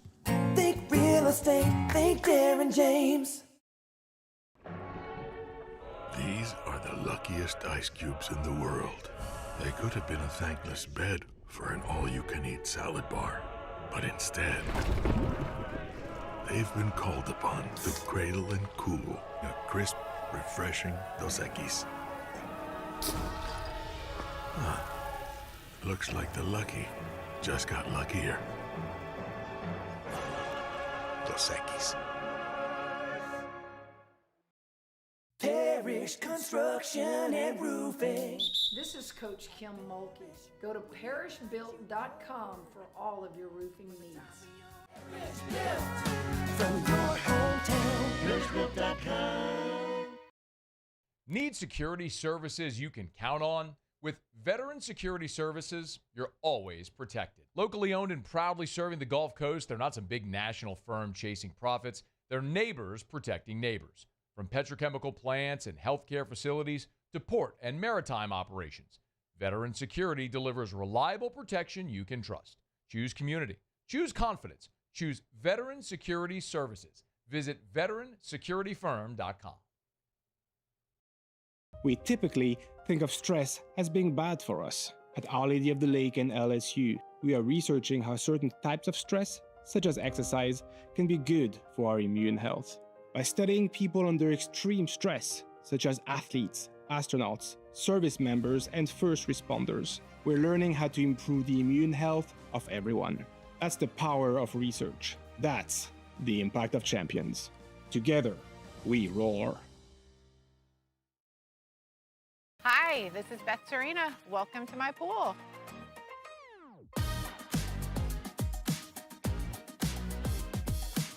The first time I saw this beautiful pool, it exceeded every expectation that I had. They were able to get everything we wanted in this pool. It is a beautiful pool. We live out here, we eat out here, we watch TV out here. This is like our living room outside. We love this pool and everything about it. When we decided to build our pool, we called a great friend who is one of the best pool builders in the country in North Louisiana, and we said, who would you choose to build a pool in Baton Rouge? And without a hesitation, he told us Russell Pools. He said their history, tradition of great builds, great pools was unmatched. So of course, who did we call? Russell Pools. The advice I would give to anyone looking to build a pool is first call Russell Pools. They'll do an incredible job. It'll be incredibly organized. It'll be time efficient, and you will have your pool in no time.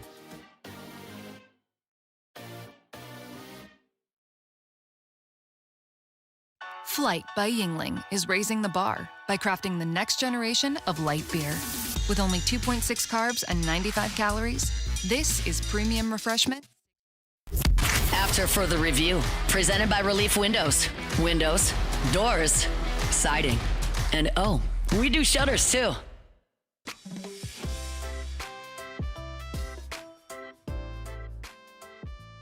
I think the fundamentals, this game can be really, really complicated. We can make it as complicated as we want to. We got to, you got to tackle really well. We had way too many missed tackles. We got to block really well. We got to protect the football. And so a lot of these games come down to, the fundamentals and details of the game. And, we got to put ourselves in better position because of that.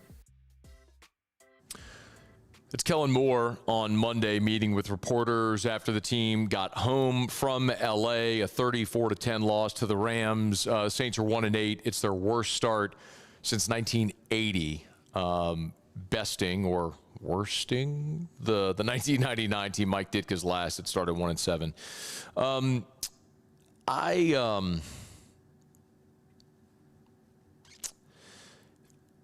I've been, real quick, there was one other newsy item from yesterday. Taliesin Fuaga went out late, was carted off with an ankle injury, as was Jack Stoll. And Kellen Moore on Monday, when he met with reporters, gave an update on the two of them.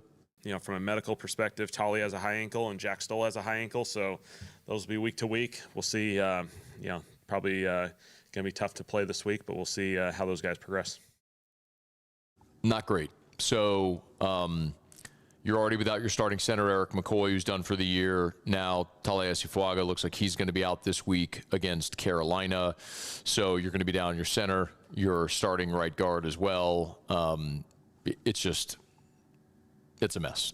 They're already not good. You can't afford to lose starting caliber players when you're already not good. So it's what it is. The NFL trade deadline is Tuesday at 3 o'clock Central. 4 Eastern. And there's always this question about if you should be buyers or sellers. And I know Mickey Loomis has said it, in the past, that you don't necessarily have an overall approach as a team, a franchise, an organization. You sort of go into the trade deadline with an open mind. If you have an opportunity to add a player and it makes sense, you do it. And similarly, if someone's going to give you something that you deem to be a great value to trade a player, then you would trade that player if the deal made sense.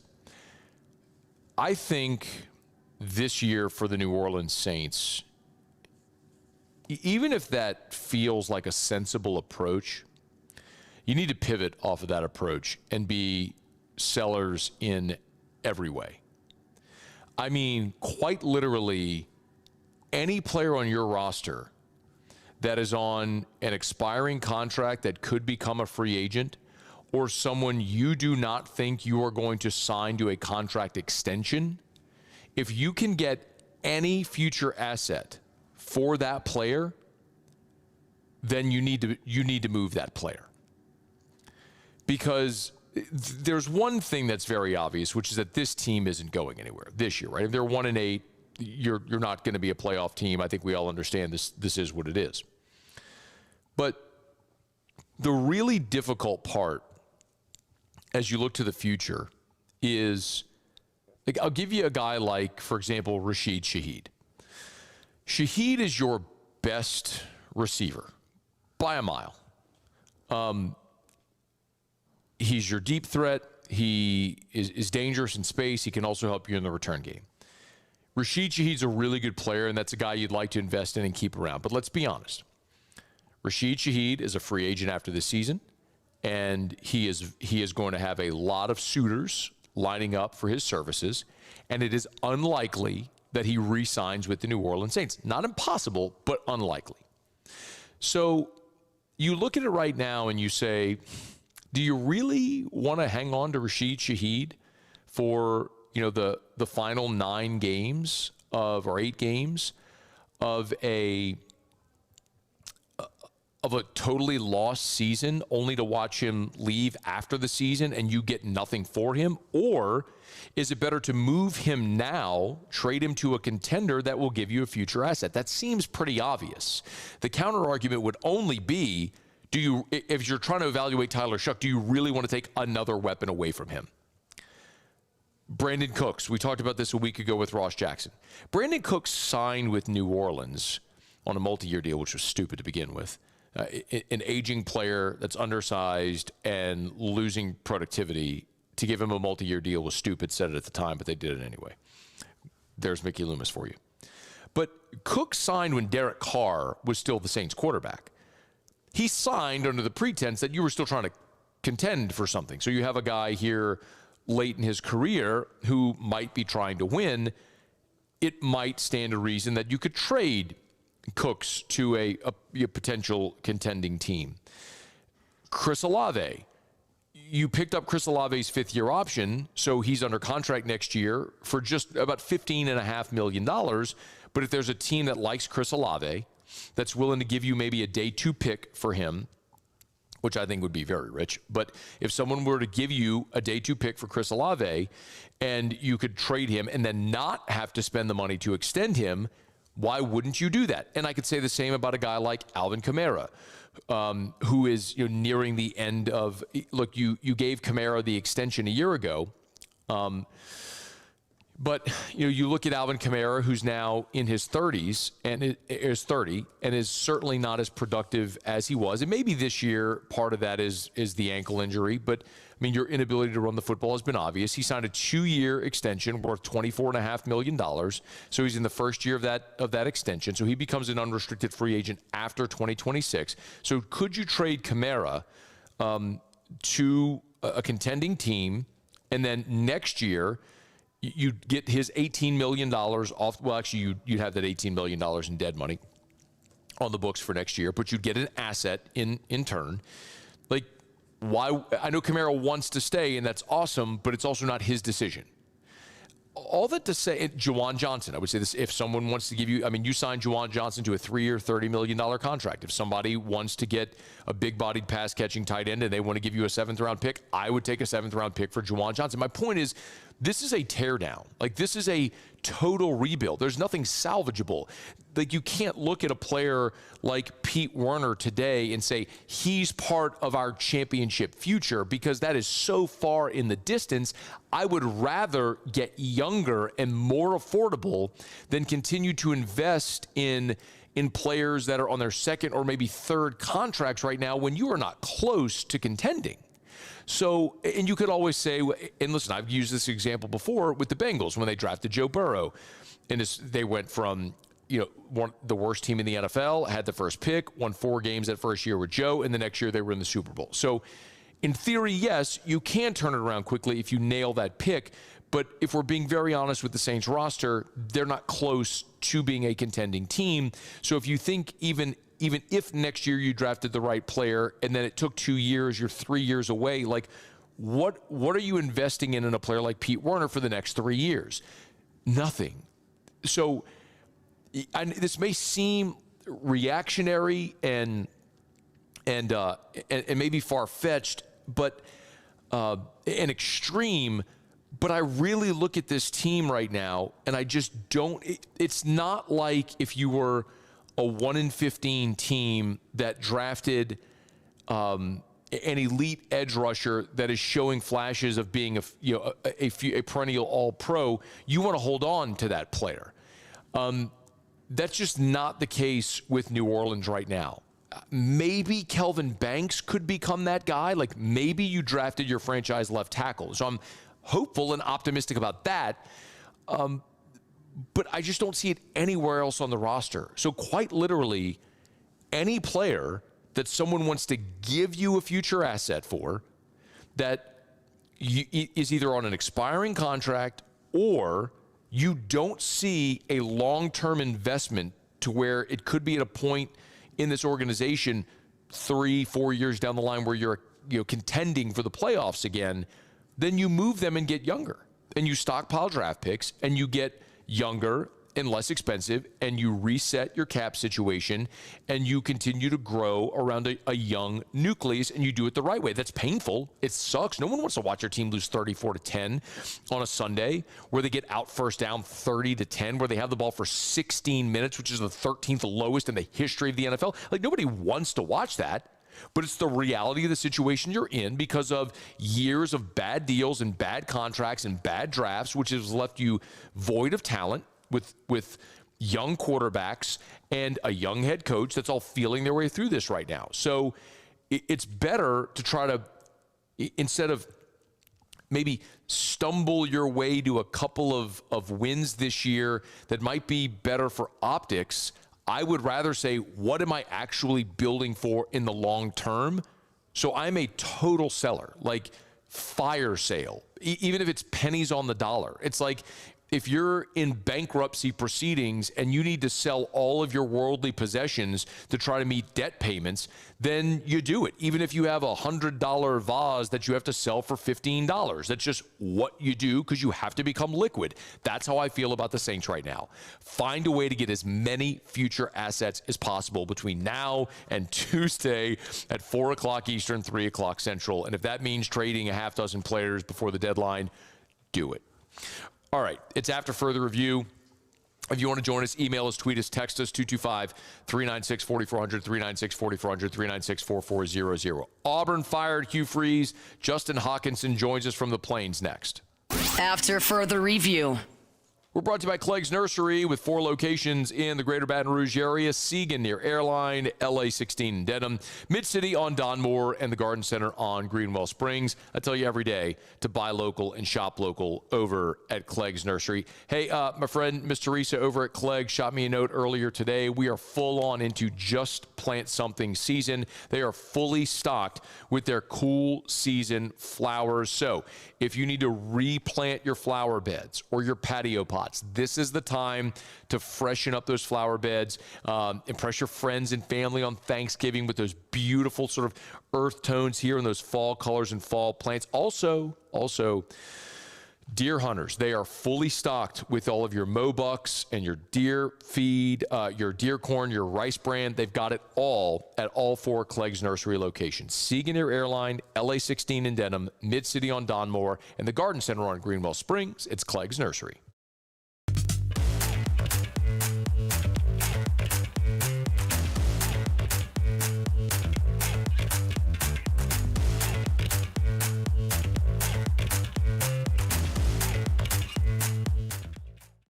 When it comes to choosing energy for your family and your home, make the smart choice with natural gas. You can count on efficient and affordable natural gas to keep you comfortable and reduce your environmental impact to help protect our planet. Together, we're fueling our energy future. Atmos Energy. Mornings with Brian Haldane is the only live and local talk show in the capital city. Get the news from the newsmakers, along with traffic and weather updates throughout the morning. The conversation starts weekday mornings at 6 on Talk 107.3. At Luba Workers' Comp, our journey began over 30 years ago with a simple belief: our clients come first. At Luba, our business has always been focused on people, not policies. Through every success and challenge, we've continued to grow because we've stayed true to our values, committed to providing you with genuine dependability. Because your well-being is more than a priority. It's our purpose.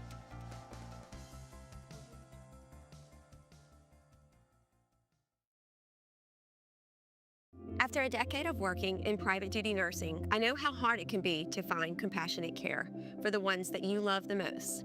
So I started Decision Critical, a premier concierge nursing agency, so we can take care of you wherever you are.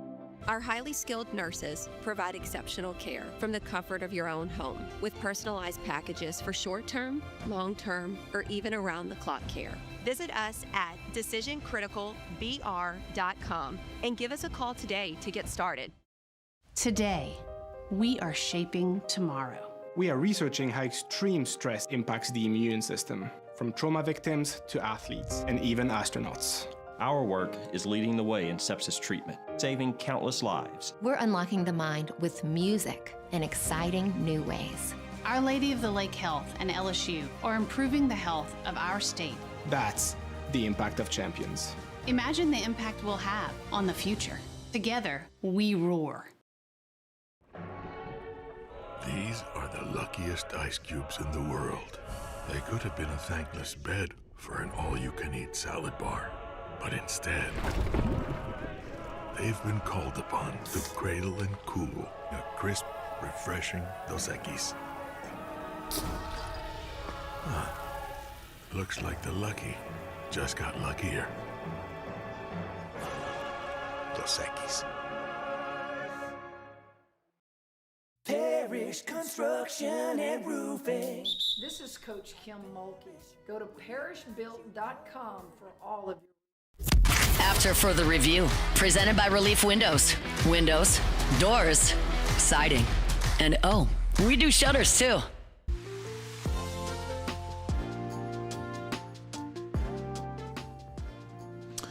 Another one bites the dust. Hugh Freeze fires Auburn. 4 SEC jobs now open. Justin Hokanson covers Auburn for On 3. Good enough to join us here for a couple of minutes. Hey, man, thanks for the time. How are you?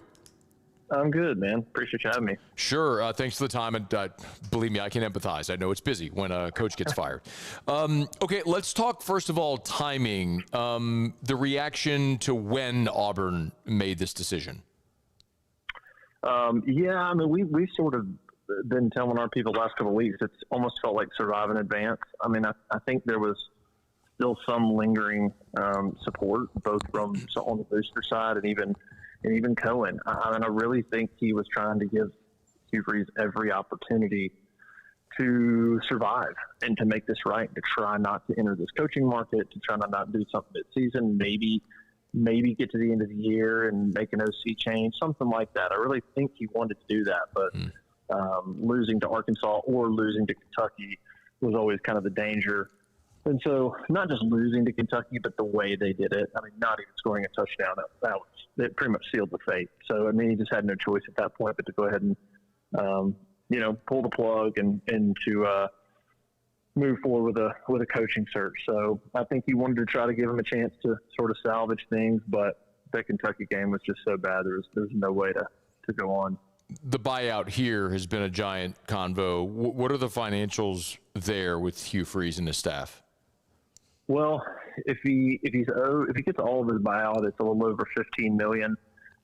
We asked John Cohen about that today. We just talked to John Cohen and DJ Durkin a little bit ago, and Cohen said they're still working through the buyout part of that whole situation. So we'll see what they end up owing. He didn't say, one way or another. So it could be they owe him all of it. Maybe some way there's a way that they can reduce it down.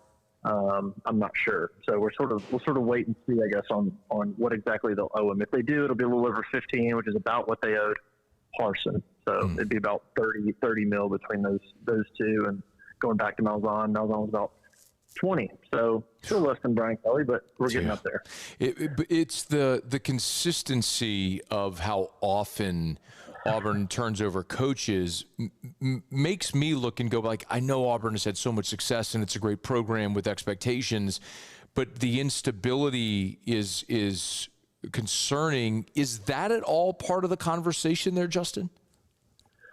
I don't know. I mean, certainly if, whatever head coaching candidate is out there, whoever has conversations with Auburn, certainly they're gonna try to dig into, hey, what's happened here recently. I mean, Malzahn was here for eight years. Tuberville was here for a while, but then you had Chiswick. It was just a quick minute, and then of course these back-to-back hires that have been really bad. So I think any head coach is probably going to want to go, hey, what happened here over the last few years? And of course the Harsin hire was a different AD, so Sure. Cohen can say that way, that wasn't me. And they'll have to own the Freeze one. And you're just going to try to entice a coach with, hey, we got a fan base that shows up no matter what. He believes they're in a good position NIL-wise internally.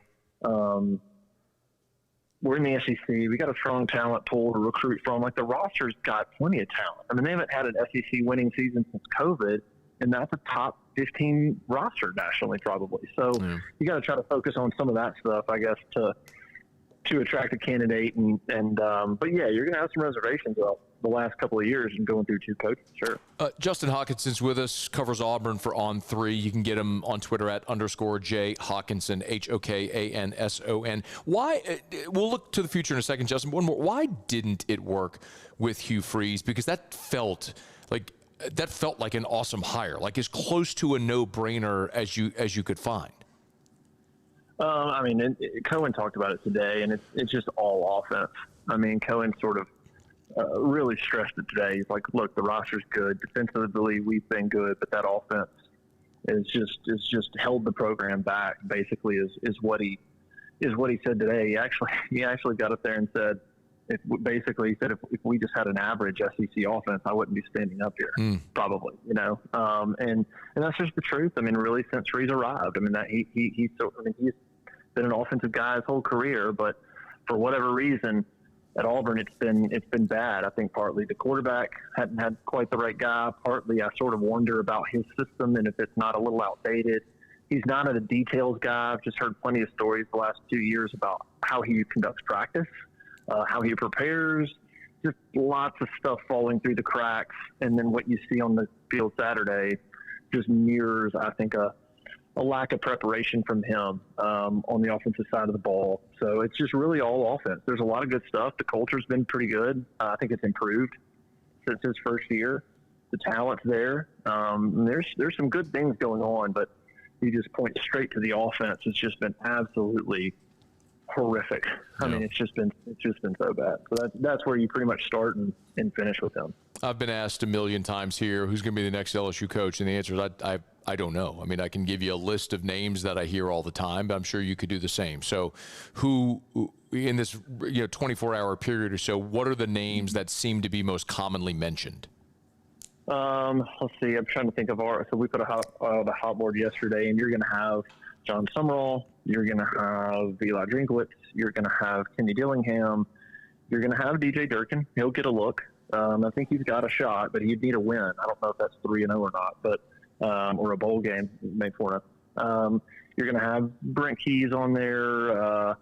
Charles Kelly from Jacksonville State's on there because there's some boosters that like him, and he'd have to finish the season like really, really strong.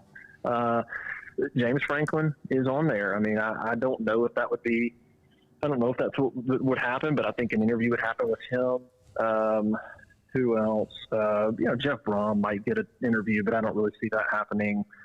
And I saw Jimbo Fisher's been tossed around. That's probably because of Jimmy Rain, who's one of Auburn's mega boosters, and Jimbo Fisher's got a history with Auburn. I don't see that happening. Lane Kiffin, we tossed him on there, but that just Cohen tried last year. I don't really see that happening. So there's a bunch of names. I would probably sort of group John Summerall, Kenny Dillingham, DJ Durkin, and probably Eli Drinkwitz, maybe ahead of the other guys in terms of names I've heard more often, but still pretty early in the process for sure. Is there a thought on what the timeline looks like? Cohen said today, as soon after the Iron Bowl as possible. That's what I was told the other day. Was certainly after the season, and so yeah. I mean, you got 4 weeks to have conversations and to narrow this down so that it really shouldn't go beyond that much. I mean, there's no reason to. So shortly after the Iron Bowl was the timeline he gave in terms of trying to make a hire. I guess the reason I asked the timeline question is because if you are looking at a sitting head coach who might be a playoff coach, I mean, you could bleed deep into December, even into January, where you miss the December signing period and then the January portal period. Is that not a concern? Yeah, I think so. And he mentioned that today. You know, when he was talking about sort of who are they looking at, he mentioned, you know, are they in the playoff? Are they in a bowl game? And so kind of the way he talked about that pointed to coaches coaching versus like somebody like Franklin or Fisher that's not coaching. Sort of how he answered that question. So yeah, that's definitely a concern. And I don't know how you go about that. I feel like that's just going to be something that he'll have to make closer to. I mean, if you think you can get what you deem is the right guy, I don't know if everything else just sort of goes out the window. I mean, I don't know if you sacrifice. I mean, Cohen, listen, he hired Hugh Freeze. That didn't work out. You can't mess this one up. So if you think he's the guy and it costs you a few weeks or whatever, maybe so be it. You know, I guess we'll cross that bridge in a few weeks if it gets there and he thinks he needs to wait. Cohen will make the hire? He said he would. He had a funny statement today. Somebody asked him about you know, booster influence and how that goes. And he got up there and said that in his experience at Auburn, booster and power broker influence on him is a quote unquote myth. I thought that was funny. But I'm like, that's ridiculous. But he's just saying it. Since I've been here, he's trying to say nobody's really pressured him into anything. He literally said, I am the committee. That was his quote. So we know how Auburn works. Do I think Cohen will make the hire? I do. I haven't heard anything at this very moment that makes me think he'll be strong-armed, but I know Auburn, and people are going to have their opinions and all that. So I think he'll make the hire, but to think it's just like him and him alone and everybody else just doesn't have a say, that's not true either. He's Justin Hokanson. He covers Auburn for On3. You can follow him at _J Hokanson. I know it's busy, man. Thank you for making a few minutes for us. Absolutely, man. Anytime. See ya. All right. Be well. It is After Further Review. We're glad to have you hanging out with us here on this Monday edition of AFR. Love telling you about Supper Club. Now, they are closed right now over at Supper Club. They're closed Sunday, Monday, but they'll be reopened Tuesday. Tigers on the road this weekend to take on Alabama. Maybe a great opportunity to get that dinner reservation over at Supper Club. If you've never been or it's been a while since you've been, it's time to go back to Supper Club. Chef Layton told me they got snow crabs in last week, so check out our friends over at Supper Club. I'm telling you, man, no matter what your favorite dish is, if you want a world-class steak experience, if it's the veal parm, if it's the Chilean sea bass, if it's the pork rib, the burn ends, I mean, whatever it is, if it's the stone crabs, I said snow crabs, sorry, the stone crabs. If it's the stone crabs, whatever you order at Supper Club is going to be the best thing of that you've ever had in your life. And you're going to have an incredible dining experience, and the ambiance is awesome. Just trust me. If you've never been or it's been a while since you've been, get back to Supper Club. SupperClubBTR.com for your reservation. SupperClubBTR.com. All right, it is After Further Review. Thanks to Justin Hokanson for being with us. Peter Burns earlier this hour. We're here at LSU, here at Tiger Stadium in the Lawton Room. Tonight is the Stand Up for Epilepsy event on behalf of the Epilepsy Alliance of Louisiana. I'll be emceeing, and then my wife and Eric and I are going to be presenting tonight, telling our family story with Drew. So we're looking forward to it. It's free to the public, totally open to the public as well. So come on by. Doors open at 5:30, and the event starts promptly at 6. It'll probably be about an hour and 15, hour and 30-minute event. So not like you'll be here all night, but great opportunity to find out about all the resources that the Epilepsy Alliance of Louisiana offers, and more about this great organization. So, and raising awareness. So would love to have you come join us tonight at the Lawton Room here at Tiger Stadium. All right, it's After Further Review. Quick break. We'll wrap up hour number 2. Usually have Tigers and the Pros when we come back next here on AFR. After Further Review. Y'all, we're moving through the end of 2025, and this is the time in Q4 when a lot of businesses start doing budgets for 2026. I think it's 2024. Did I say 2024? It's 2025. I promise you that's the year. It's been that year for like 11 months now. But point being, if you're going through that process right now of budgeting for 2026, and you know you're going to maybe add staff or you need to make staff changes or whatever the case may be, I want you to consider or at least reach out to Glow Resources to see how they can help. They're experts. They conduct some 15,000 interviews over the course of the year. They know exactly the right questions to ask to find the best people for whatever job you have open. It doesn't matter what the job is, in what profession it is, in what field. GLO, glowresources.com, glowresources.com. People make you efficient. You need the right people. You need Glow Resources. Banking on the go? Our mobile app makes it effortless. But at Campus Federal, you're more than just an account number. We build relationships with our members, supporting you from saving for college to owning your first home. If you're buying a car, planning a home renovation, or a vacation, we're here to help. Campus Federal Credit Union, your trusted financial partner for every stage of life. Start your journey today. We typically think of stress as being bad for us. At Our Lady of the Lake and LSU, we are researching how certain types of stress, such as exercise, can be good for our immune health. By studying people under extreme stress, such as athletes, astronauts, service members, and first responders, we're learning how to improve the immune health of everyone. That's the power of research. That's the impact of champions. Together, we roar. While Louisiana politics can seem like they're from another planet, Moon Griffon isn't afraid to bring politicians back down to earth. Listen to the Moon Griffon Show weekday mornings at 9 on Talk 107.3. Looking for cleaner energy? Propane is energy for everyone. Propane water heaters are very cost efficient, and the savings are even greater with a tankless propane water heater. We all know that Louisiana propane is a safe and environmentally friendly fuel. So why not go green while you save some green? I'm Miss Louisiana, Gabrielle McLeod, and for more information, visit louisianapropane.com. At Auctioner, we know healing is a team sport. That's why we've partnered with world-renowned orthopedic surgeon Dr. James Andrews to create the Auctioner Andrews Orthopedics and Sports Medicine Institute. Whether you're a professional athlete or a weekend warrior, our team of specialists are dedicated to getting you back in the game. So whatever your reasons are for reaching your personal best, we've only got one: you. Auctioner Andrews Institute. Long live you. Family owned and community driven. Service Chevrolet Cadillac, a legacy you can trust since 1972.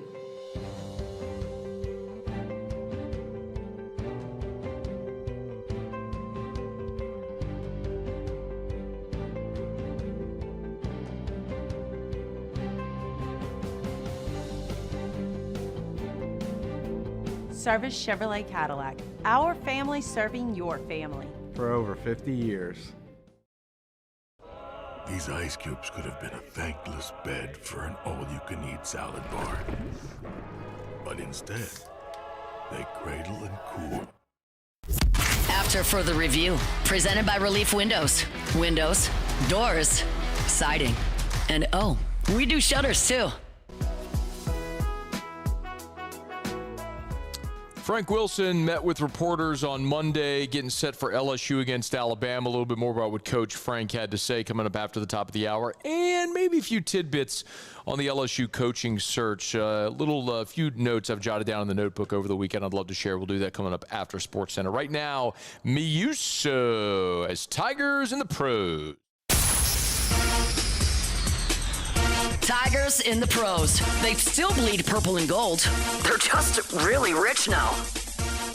All right, we'll begin with Jaden Daniels. It was all bad for the Commanders on Sunday Night Football. Daniels, 16-22 for 153 and an interception, no touchdowns. He also suffered a pretty gruesome injury late in the fourth quarter. Daniels goes for a scramble and he's going to the ground.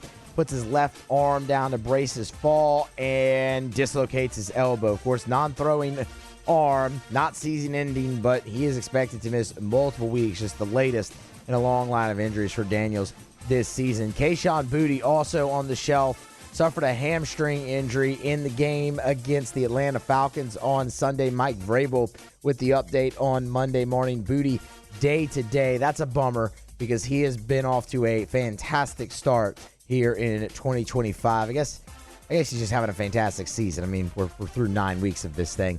K'Lavon Chaisson also having a really fantastic season for the Patriots. 2 stops, but another sack for Chaisson as well, and an additional TFL. The sack brings him up to 5.5 for the season. How about Justin Jefferson? You're going to look at the stat line and go, 6 catches, 47 yards. What's the big deal? The big deal is he scored a touchdown.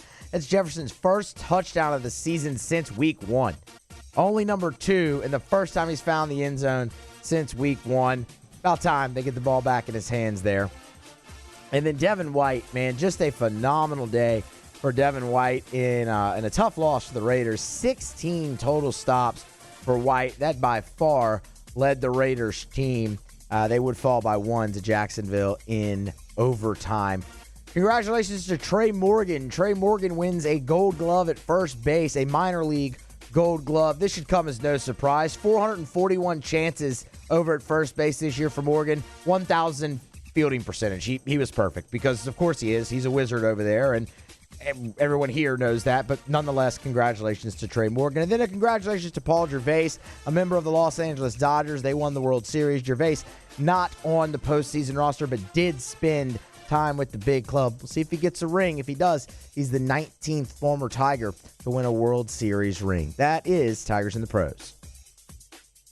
He will. Anybody that does join the big league club for any length of time gets a ring. I learned that actually from Josh Booty, who was a member of the Marlins for a brief time in '97 and got a championship ring. So yeah, so any time service time with the big club, you do get a ring. So congrats, Paul Gervais. It is After Further Review presented by Lee Michaels Fine Jewelry, lmfj.com, lmfj.com for Lee Michaels Fine Jewelry. Of course, gents, if you're thinking of popping the question, you go where Louisianians have gone to get engaged for 4 decades. That's Lee Michaels. They're just right. The big box stores tend to be cookie cutter and impersonal. Boutique jewelers, maybe not a great selection and you're going to overpay. Lee Michaels, they're buying for 10 stores, so you get the great selection and you get the great price as well. And always the Lee Michaels experience, no matter your budget. Maybe it's an engagement ring, or maybe it's just another beautiful piece of jewelry to celebrate a birthday, an anniversary, a graduation, some type of important life event. Thrill her with a gift in the red box from Lee Michaels Fine Jewelry, lmfj.com. All right, y'all, it is After Further Review. We're glad you're hanging out with us here. We're at Tiger Stadium at the Lawton Room for the Stand Up for Epilepsy event, courtesy of the Epilepsy Alliance of Louisiana. I'll be emceeing tonight. Doors here open in about 35 minutes, and the event starts promptly at 6 o'clock, so hopefully you can come join us here tonight at the Lawton Room for this free event to learn more about the Epilepsy Alliance of Louisiana. Sports Center right around the bend. AFR. We're brought to you by South Point Volkswagen and SouthPointVW.com. New and certified pre-owned in Baton Rouge and online at SouthPointVW.com, SouthPointVW.com. Friends over at South Point Volkswagen, as I always say, if it's on the lot, it's online at SouthPointVW.com. And as we move toward the end of the year, this is a time when a lot of people are maybe looking for that new vehicle, looking to make a great deal. You can always get by South Point Volkswagen. Yes, they are Louisiana's largest volume Volkswagen dealer. They move more Volkswagens than any other dealer, which means they have a better selection, and they can give you the best price. That's at South Point Volkswagen. Also, because they sell so many vehicles, they get tons of trade-ins, which means their certified pre-owned selection is outstanding. So if you're looking for a certified pre-owned vehicle, yeah, you can go shop the used car lots, but make sure you check out South Point Volkswagen as well. Check them out online at southpointvw.com. South Point Volkswagen, what's your direction? These are the luckiest ice cubes in the world. They could have been a thankless bed for an all-you-can-eat salad bar. But instead, they've been called upon to cradle and cool a crisp, refreshing Dos Equis. Looks like the lucky just got luckier. Dos Equis. At Luba Workers' Comp, our journey began over 30 years ago with a simple belief. Our clients come first. At Luba, our business has always been focused on people, not policies. Through every success and challenge, we've continued to grow because we've stayed true to our values, committed to providing you with genuine dependability. Because your well-being is more than a priority. It's our purpose.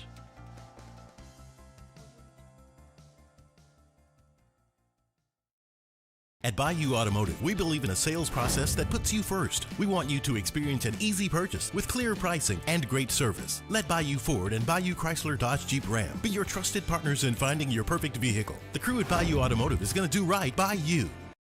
Parish Construction and Roofing. This is Coach Kim Mulkey. Go to parishbuilt.com for all of your roofing needs. From your hometown, parishbuilt.com. Raising Cane's is our victory meal. Football fans are some of the most dedicated fans in sports. It's a fundamental quality we share, and that fuels every single order of our hand-battered chicken fingers. Wherever there's football, there's Raising Cane's. One love. Let's go. Every winner knows a great play starts with a solid game plan and the right team by your side. At Sunshine, we're here to keep your operation running strong. From tractors to harvesters, we've got the John Deere equipment you need to tackle every job with confidence. Because when the work's done right, there's more time for the things that matter, like cheering on your favorite team. Make Sunshine Quality Solutions part of your playbook this season and learn more about what it means to be powered by Sunshine at sunequip.com. Flight by Yuengling is raising the bar by crafting the next generation of light beer. With only 2.6 carbs and 95 calories, this is premium refreshment 6 generations in the making. Flight by Yuengling. Raise the bar. In South Louisiana, you can always count on good people coming together to help our children. At Dreams Come True, we grant wishes for Louisiana children with life-threatening illnesses. But to do this, we need funds. That's why we're trying to raise $100,000 for Dreams Come True by giving away the Blessed Builders School. Make your backyard's dream come true while helping our kids. Just go to dreampoolla.com and you can find out how your $25 donation might help win you a Duplessis pool.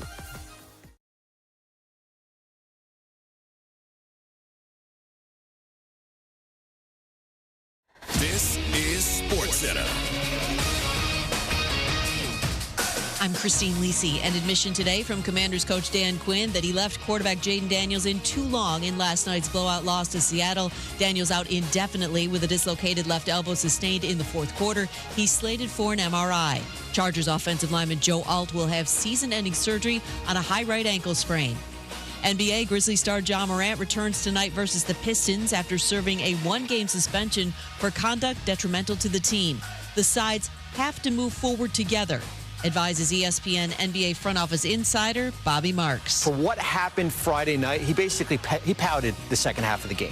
He pouted when he didn't get in the game, and he certainly took himself off the court towards the end there. They're going to need each other. Even if we get to a point where Ja Morant says, I don't want to be here anymore, his trade value can't plummet to the point where it is right now. Lakers ruled out Luka Doncic and Austin Reeves tonight in Portland, second half of a back-to-back. Baseball, the Braves hired bench coach and former Rockies skipper Walt Weiss as their new manager. ESPN Radio is presented by Progressive Insurance. We make the claims process easy so you can get back on the road in no time. It's why over 43 million drivers trust Progressive. See for yourself at progressive.com. Matt Moscona. I'm very important. After further review. Say it one more time. After further review with Matt Moscona. And here we go. Live from the Raising Cane studio. That's right.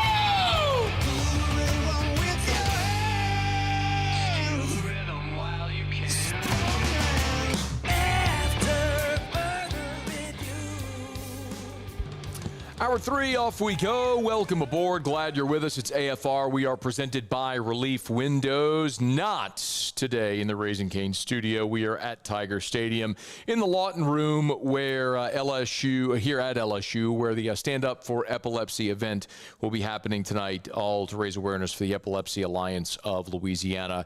I'll be emceeing the event, and my wife Erica and I will be part of the featured presenters tonight telling our son Drew's story.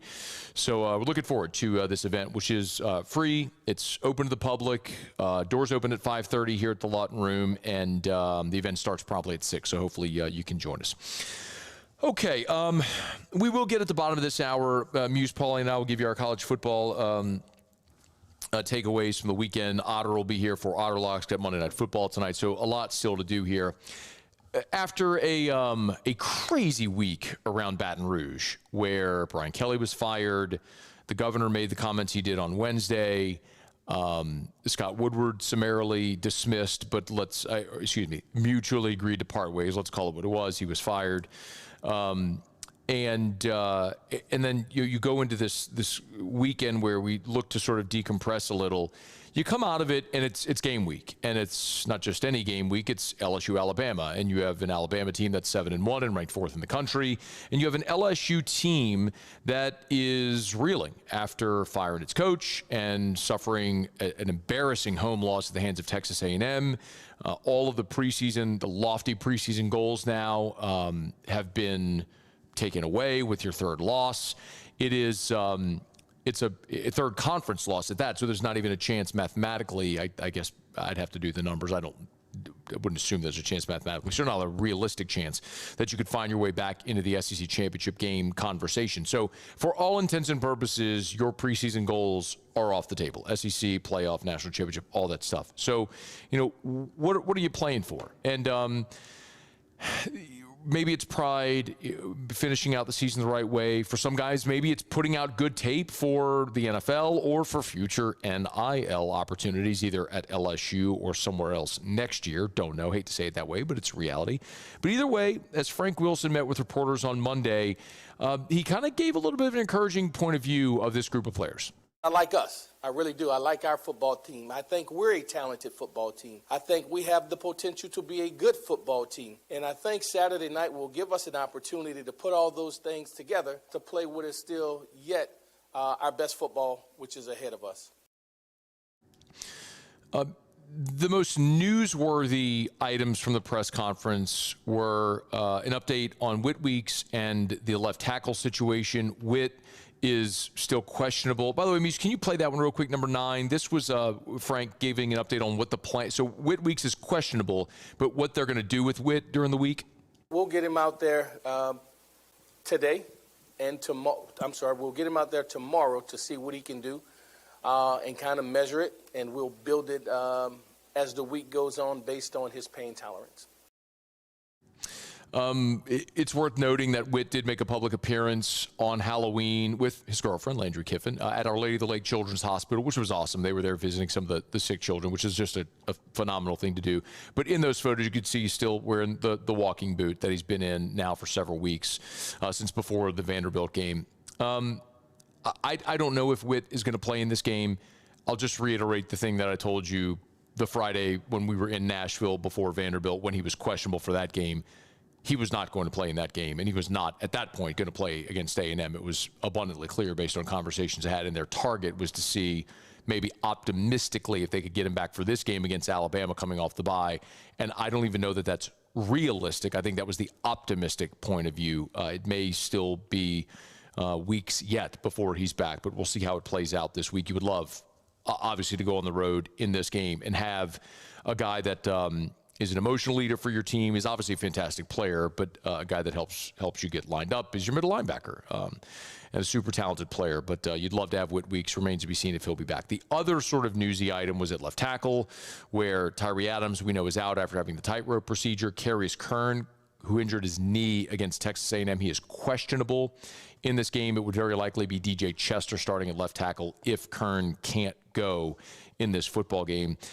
And because of the issues on the offensive line, it's begged this question that a lot of people have asked as to whether or not there might be a role for Michael Van Buren in this game and maybe in the final month. When Frank Wilson met with reporters last week, he did say that Van Buren has a skill set and one that they would like to use and utilize, but how does that look? I don't know. And he was asked that again today, like in what way might they utilize Michael Van Buren this week and moving forward? Garrett is our starting quarterback. We do think that Michael brings some special things to the table that makes the defense have to defend him as well. And so we'll look at the opportunities that present itself to him for us. And when they present themselves, we'll take advantage of it. You know, the interesting thing, and so Frank's being very coy, and I wouldn't expect him there to like to fully disclose like a package that they have, and we're going to use him on certain situations. It wouldn't make a lot of sense, right, for him to be forthcoming with any type of strategy there and how they might use him. But, you know, look, you gave up 7 sacks against Texas A&M, which plummeted you down to 76th in the country. But prior, like, with the 7 sacks you gave up against A&M, you've given up 16 on the year. So prior to that, you had only given up 9 all season before the 7 against Texas A&M. So all that to say, one of the things that this offense has done well is get rid of the football quickly and Garrett Nussmeier's pocket presence to avoid sacks, despite the fact that he's been battered and broken and bruised all season long.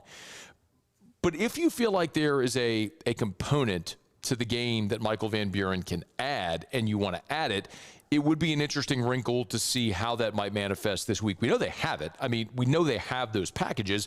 Like, we've seen it. I mean, they showed it to us when media was at practice. They ran a lot of that in the spring game when they were in goal-to-go situations. So it's all in there. I mean, there's Juwan Johnson Wildcat packages. It's in there. We know it is. It's just a matter of what they're comfortable calling in certain situations. And, you know, is this game on the road in Tuscaloosa against Alabama the situation where you want to pull your veteran quarterback and replace him, you know, with a younger guy who hasn't really played much this year? That's certainly, you know, interesting to see what decision they may make. But again, you've got a different guy now in Alex Atkins calling the plays.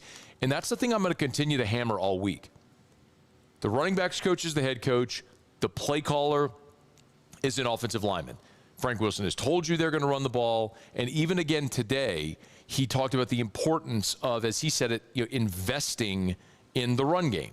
You know, I think one of the keys for victory for us is that we will have to be able to run the ball. I think it's something that you have to invest in. And you can't just talk about it and say you're going to do it. You got to do it. And I think it helps us from a passing game standpoint to be more effective. I think it helps in holistically complementing your defense as well. And I think we have talented backs that can do it. But we had not made the total commitment to running it, whether it's Harlem, whether it's Caden, throughout the game. And I thought in our last outing, we ran the ball effectively in the first half. Situation change, scenario change that we kind of abandoned and went to the pass game. You know, we're going to try to go into this game intentional on running the ball effectively.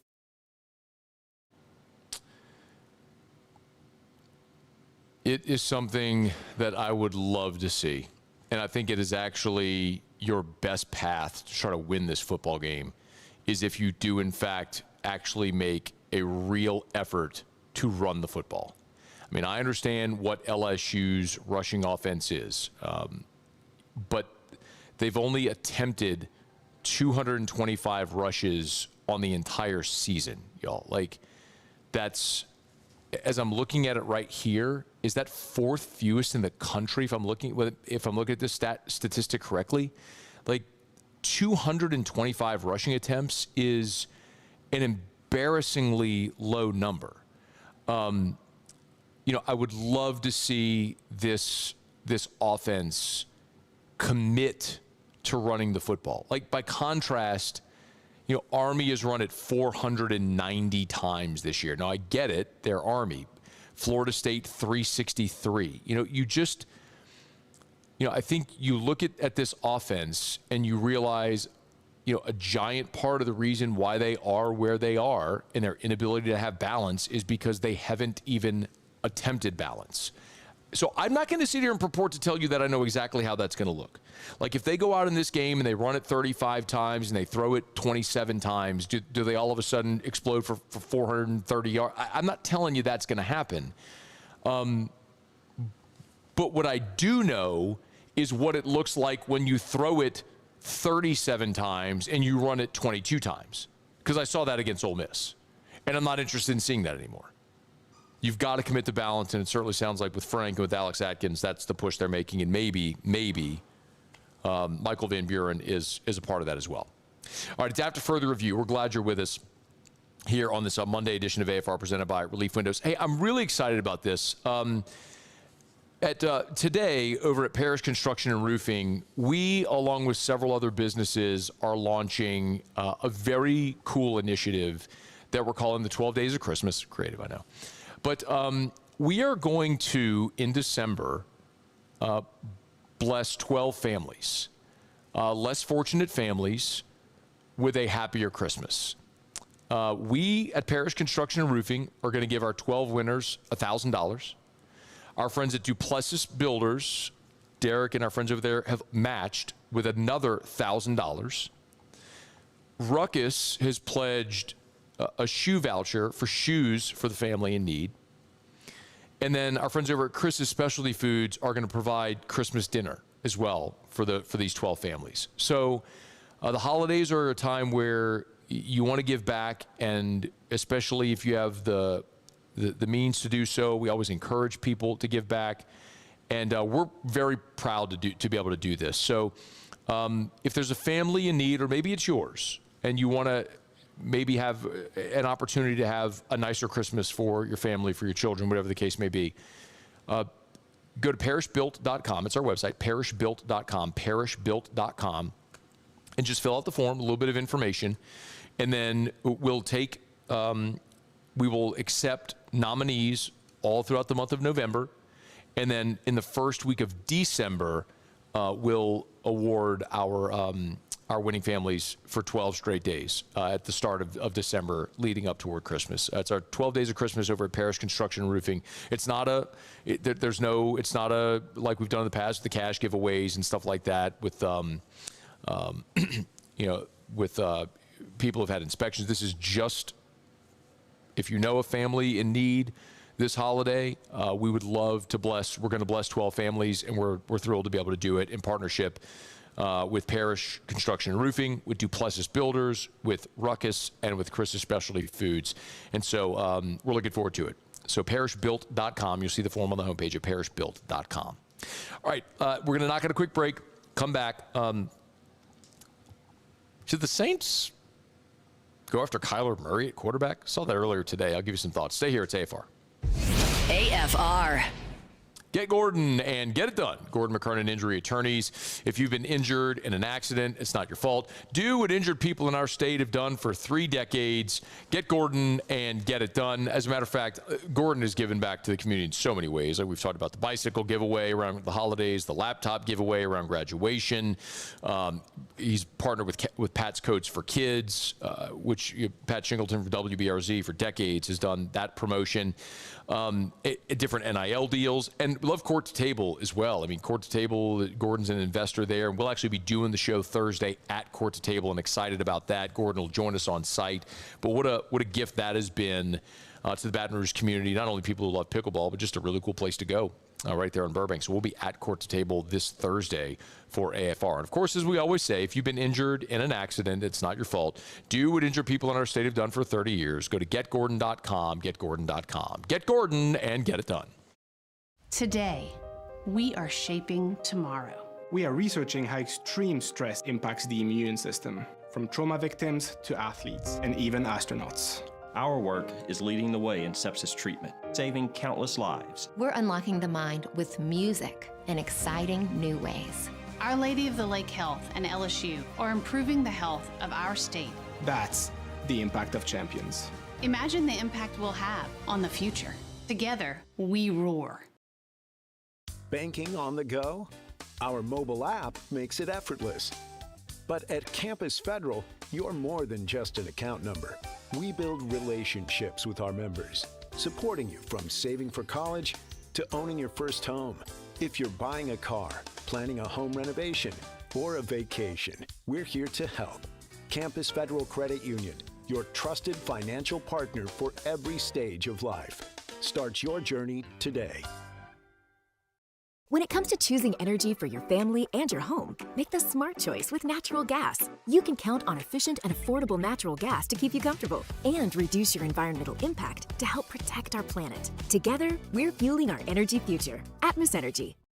Baton Rouge's home for real rock. It's Eagle 98.1. Foo Fighters.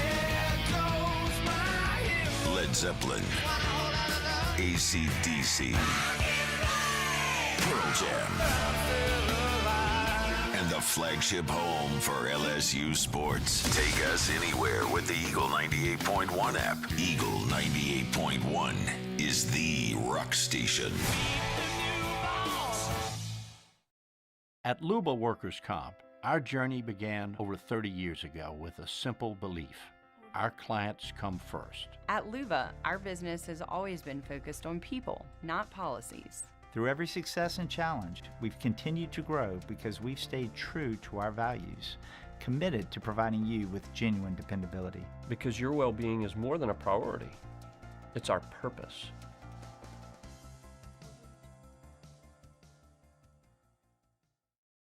Flight by Yuengling is raising the bar by crafting the next generation of light beer.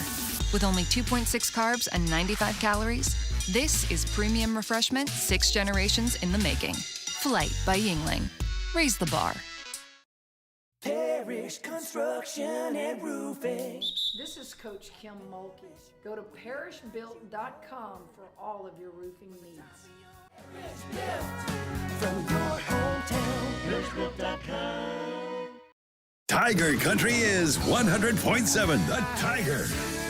In the car on 100.7 FM or on the 100.7 The Tiger app. After further review, presented by Relief Windows. Windows, doors, siding, and oh, we do shutters too.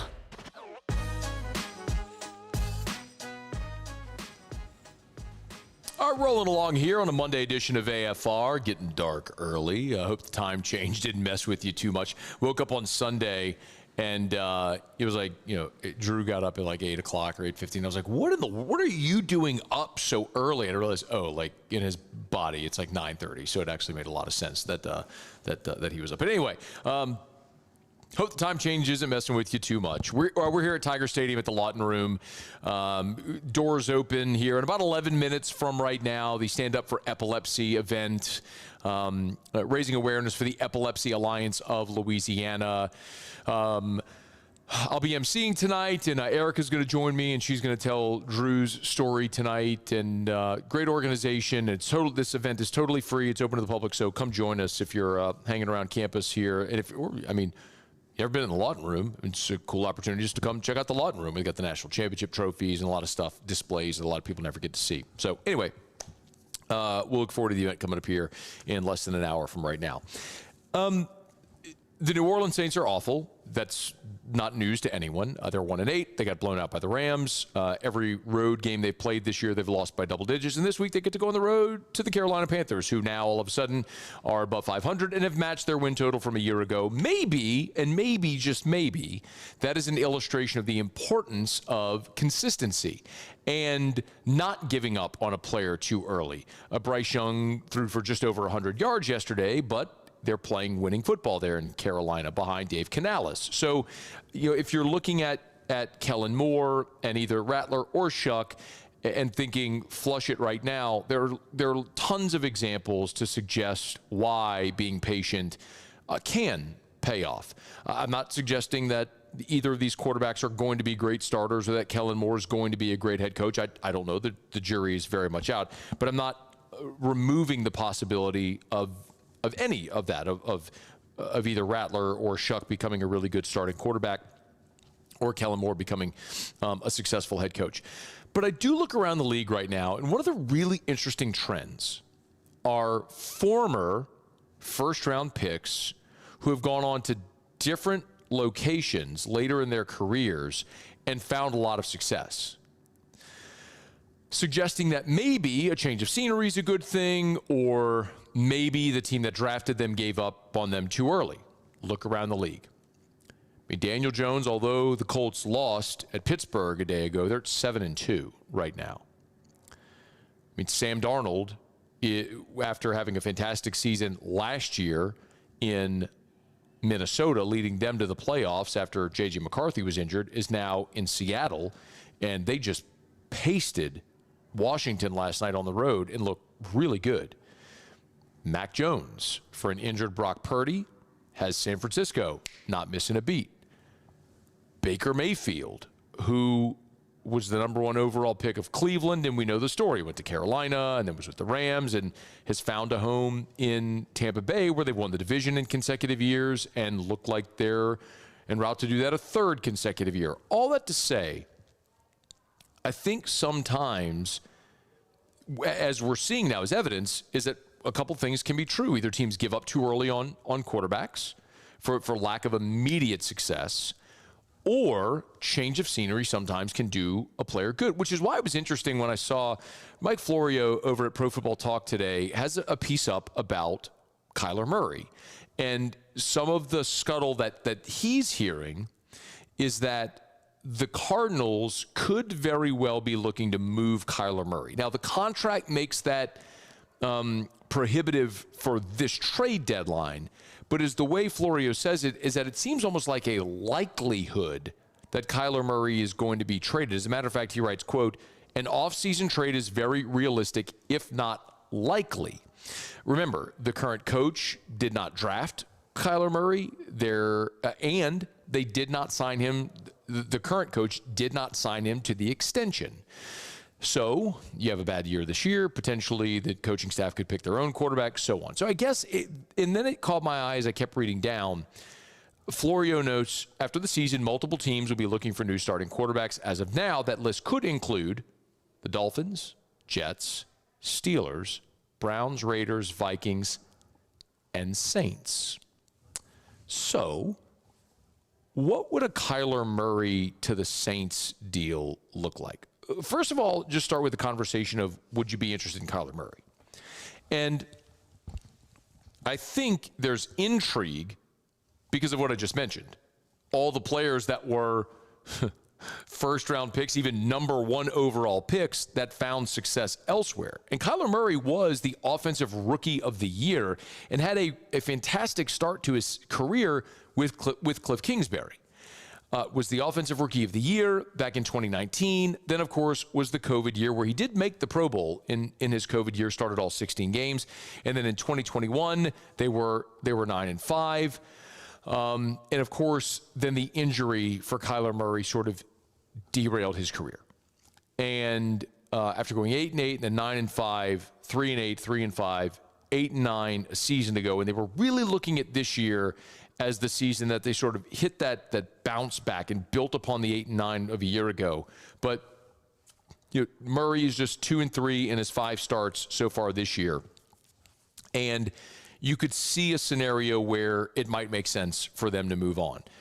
And could you find and reclaim some of what worked so well early in his career? I can't help but think of Kyler Murray maybe in a similar role of Jalen Hurts a year ago in Philly, where, of course, Kellen Moore called plays for the Eagles. Stylistically, with the ability, the dynamic running ability, and, of course, the ability to throw, which Rattler is an athletic quarterback, but certainly I don't think we would argue that Rattler has the same dynamic running ability as a Jalen Hurts or of a Kyler Murray. So there's some intrigue there. And then you're talking about a guy getting into his later 20s. Kyler Murray's 28 years old right now. Could that change of scene possibly do him good? Now, I would caution that you could only start to have this conversation once you look at the contract to see if it would even make sense financially to do something like this. So Kyler Murray signed a 5-year, $230 million contract with the Cardinals. This was the extension on his rookie deal, and he's currently on this extension. So he's got 2 more years guaranteed on the contract after this year. So if you made a deal with Arizona in the offseason, hypothetically, you'd have him for 2 more years and then a team option for a 3rd year. And the cap hit, and you could always, again, if you traded for him, you could always sign him then to an extension and restructure and lessen the cap hit and do a lot of the funny math that the Saints have generally done. But he'd have a $53 million cap hit in 2026, and then a $43 million cap hit in 2027 with a $7.2 million dead cap number. So as to say, like, after 1 year, if it didn't work, you could move on, and it really wouldn't cost you much if you decide after 1 year it wasn't worth doing. So what would you be willing to give up for Kyler Murray, and what realistically do you think might be the benefit of having a player like that? Now, as I said before this season, I thought the Saints should have added a veteran quarterback to this team. I did not like going into the season without having a quarterback on your roster that had ever won a football game in the NFL. If nothing else, just have a veteran presence. And the answer, the rebuttal to that all season was, well, Kellen Moore was a quarterback and Doug Nussmeier was a quarterback. And so you have these guys that were former quarterbacks that are on staff and that work with the quarterbacks, and so they have that experience there. And I guess that's true, but I always have in my mind, Drew Brees wanting a guy like Mark Brunell or Chase Daniel there on the sideline, another set of eyes to sit there and and look at the surface there, or the tablet on the sideline, another set of eyes that he trusts. And I can't help but think of the benefit that may have had, or the option to have a veteran quarterback play and let these young guys sit and watch and grow and learn.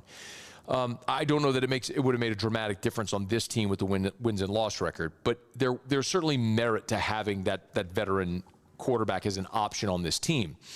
And maybe Kyler Murray could provide that. Now, that would be a very expensive backup option if you traded for him and he had a $53 million cap hit next year.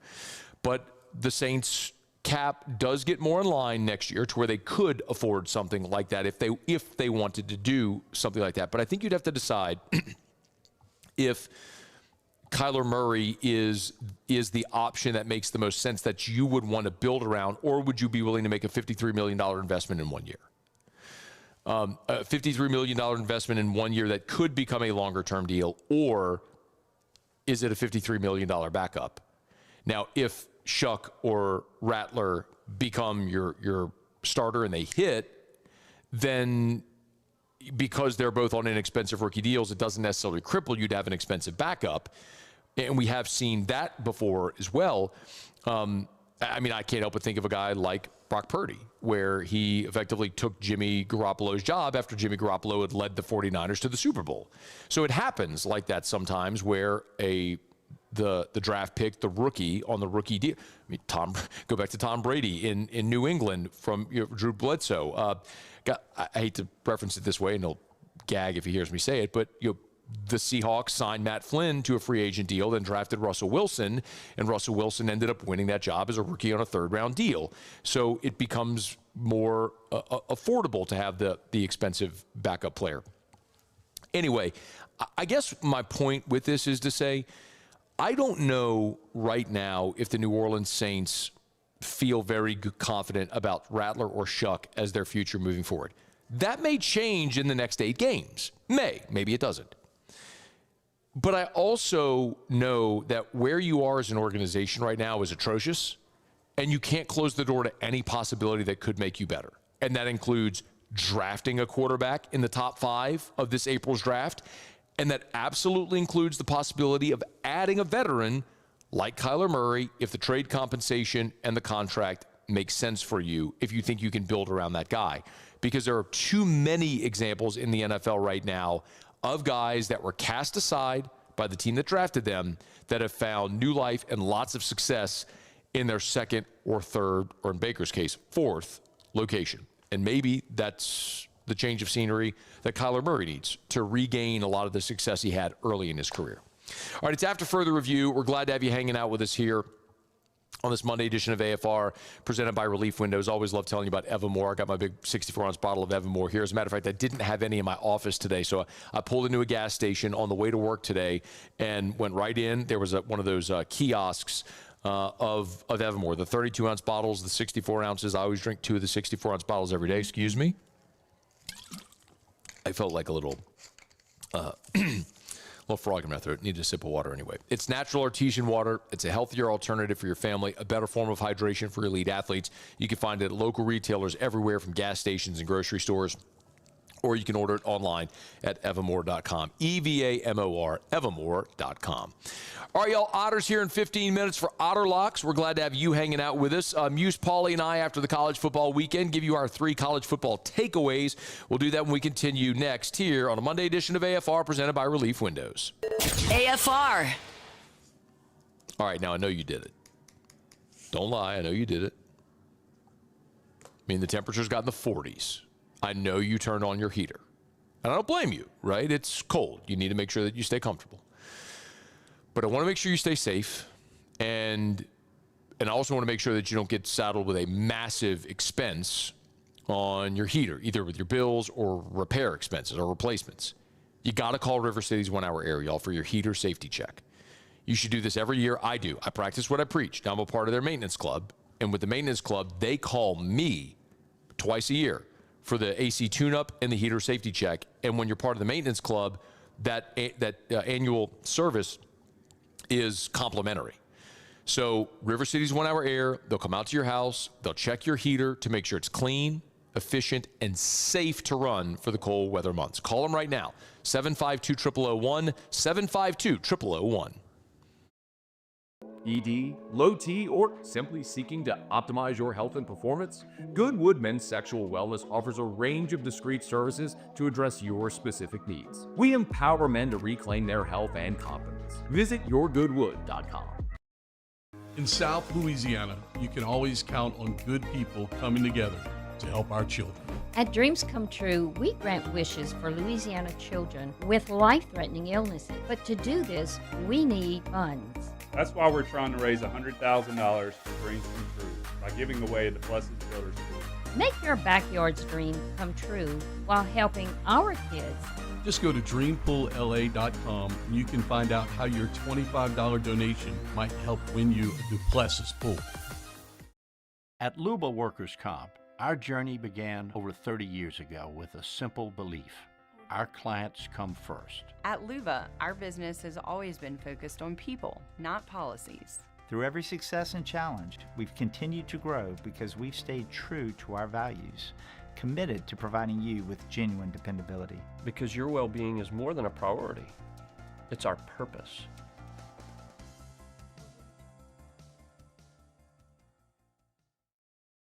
BRAC teamed up to reimagine your parks, and you imagined big.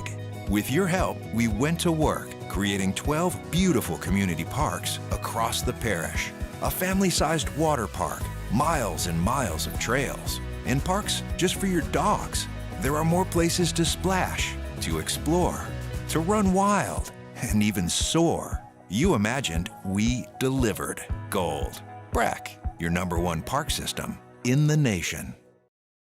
Trust isn't given, it's earned by showing up, leading the way, and performing at your best when it matters most. Our Lady of the Lake sports medicine experts know what it takes to improve performance and build champions at every level. That's why LSU chose Our Lady of the Lake as its championship health partner, trusting Louisiana's best medical team to care for our state's best athletes. From championship athletes to everyday champions, trusted care starts here. I trust the lake. At Bayou Automotive, we believe in a sales process that puts you first. We want you to experience an easy purchase with clear pricing and great service. Let Bayou Ford and Bayou Chrysler Dodge Jeep Ram be your trusted partners in finding your perfect vehicle. The crew at Bayou Automotive is going to do right by you. These are the luckiest ice cubes in the world. They could have been a thankless bed for an all-you-can-eat salad bar. But instead, they've been called upon to cradle and cool a crisp, refreshing Dos Equis.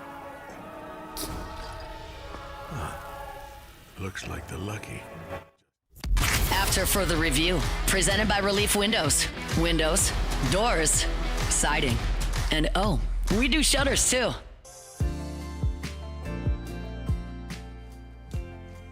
Cruising along here at the 5 o'clock hour, and glad you're with us. We're at the Lawton Room, or I should say just outside the Lawton Room. I mean, well, I guess the auditorium in the Lawton Room. We're still in the Lawton Room here in Tiger Stadium.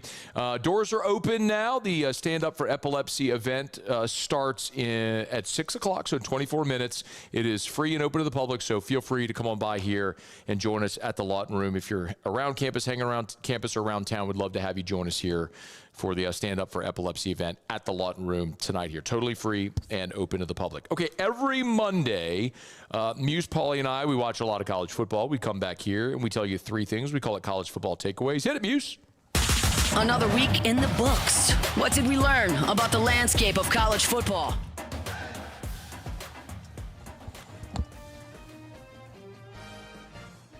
All right, go ahead and get us started. Everyone's looking for college football playoff dark horses. I would like to submit Michigan. Just keep an eye on the Wolverines. They're sitting there at 7-2. They've won 3 straight. Both losses are away from home. One of them at 18th ranked, or I should say at a ranked Oklahoma team, and that was week 2 of the season. Schedule's manageable at Northwestern, at Maryland. Then they get a home game against Ohio State, who they've beaten the last 4 years. A 10-2 Michigan with a win over Ohio State has a pretty compelling case for the college football playoff. Just file that away. I'm taking a look at the Heisman race and specifically Ohio State quarterback Julian Sayin. They knocked off Penn State 38-14 to improve to 8-0 in the season. Sayin finished the game 20 of 23 for 316 passing yards. He threw for 4 touchdowns and only had 3 incompletions. He is second in the country in passes of 40-plus yards and third in the nation in total passing touchdowns at 23. He currently is the favorite to win the Heisman at plus 175. Pitt could end up being a pretty significant spoiler. They lost earlier to 3-6 West Virginia, but Pitt has won 5 straight games now, and I'm not sitting here trying to purport that Pitt's going to do anything great, but Pitt could be a spoiler because their next 3 games are against Notre Dame, Georgia Tech, and Miami. Pitt's not going to the playoff, but they could certainly prevent someone else from going to the playoff. And Jeff Lebby just keeps building over at Mississippi State. He's got them 1 win away from bowl eligibility. They've gone from 2-10, or 2 wins a year ago, to now 5 wins here in year 2. And that was a big one against Arkansas, the first conference victory for Mississippi State under Jeff Lebby. Good to see them get over the hump there because, man, you got the big non-conference win against Arizona State, and you were so close. Lost a close one to Tennessee, lost a close one to Florida, lost a close one to Texas, finally getting over the hump. It certainly seems like he has that thing headed in the right direction in Starkville. Miami is heading in the wrong direction. They were upset by SMU 26-20.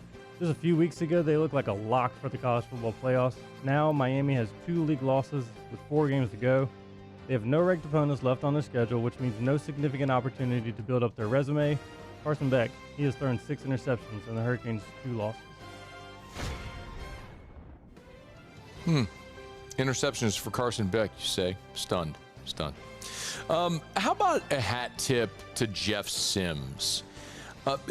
You may remember the name. You may not even know that he's still playing college football. When I tell you about him, you'll remember. So Jeff Sims started his career at Georgia Tech, and then he went to Nebraska, and he just kept turning the ball over, and he could never find any type of consistency. He hasn't won a game as a starting quarterback since 2022. Well, Sam Leavitt over at Arizona State, injured, his season's over. Sims steps in for him this weekend, and all Jeff Sims did was run for 228 yards and 2 scores. That's the single game rushing record for an Arizona State quarterback, beating the previous record by 100 yards. He threw for another 177 and a score. He did turn it over 3 times, which has kind of been a problem for Jeff Sims. But the Sun Devils win in Ames against Iowa State 24-19. Hat tip to Jeff Sims. Great perseverance story and a nice moment for him on Saturday. I'm not quite there yet with Texas as a legitimate college football playoff threat. Could they prove me wrong? Absolutely. They've won 4 straight. Arch Manning's starting to look a lot better, but you got to play Oklahoma with an extremely wounded John Mateer. You should have lost in Lexington to Kentucky. but you escaped in overtime. You survived on the road in Starkville against a very game Mississippi State squad, and you had to hold on for dear life against Vanderbilt, being shut out in the fourth quarter and what looked like it was going to be a dominant win. Now you have a bye and you go to Athens, and that is a damn near impossible place to win unless you're Alabama. At number 5, Georgia, ending the season at home against Texas A&M. You could make an argument that Texas still, even with the 4-game winning streak, might be closer to 8-4 than they are 10-2 or 9-3. I'm still in wait-and-see mode. Did Nebraska make the wrong decision extending Matt Rule? So on Thursday, they gave Matt Rule a 2-year extension to fend off potential interest from Rule's alma mater, Penn State. He's now guaranteed to make at least $71 million through the 2032 season. On Saturday, Nebraska lost to USC 21-17, falling to 6-3 on the season. This is Nebraska's 29th straight loss to a ranked opponent, and Rule himself has lost 19 straight, dating back to his time at Baylor. And maybe the playoff sleeper that no one is talking about that we should be is actually San Diego State. Hear me out. And by the way, hat tip to Coach Sean Lewis. Remember, Sean Lewis left his job at Kent State to join Colorado and Coach Deion Sanders' staff. He's the guy that was demoted mid-season as the offensive coordinator in year 1. Well, he's the head coach at San Diego State, had a 3-9 season his first year as the head coach, and right now the Aztecs are 7-1. They're 4-0 in the Mountain West Conference. The only loss is at Washington State back in week 2. They've only given up 10 points one time all season. They've been actually outstanding so far in conference play. So when you look at the remaining schedule, they're at Hawaii, Boise State, San Jose State, at New Mexico.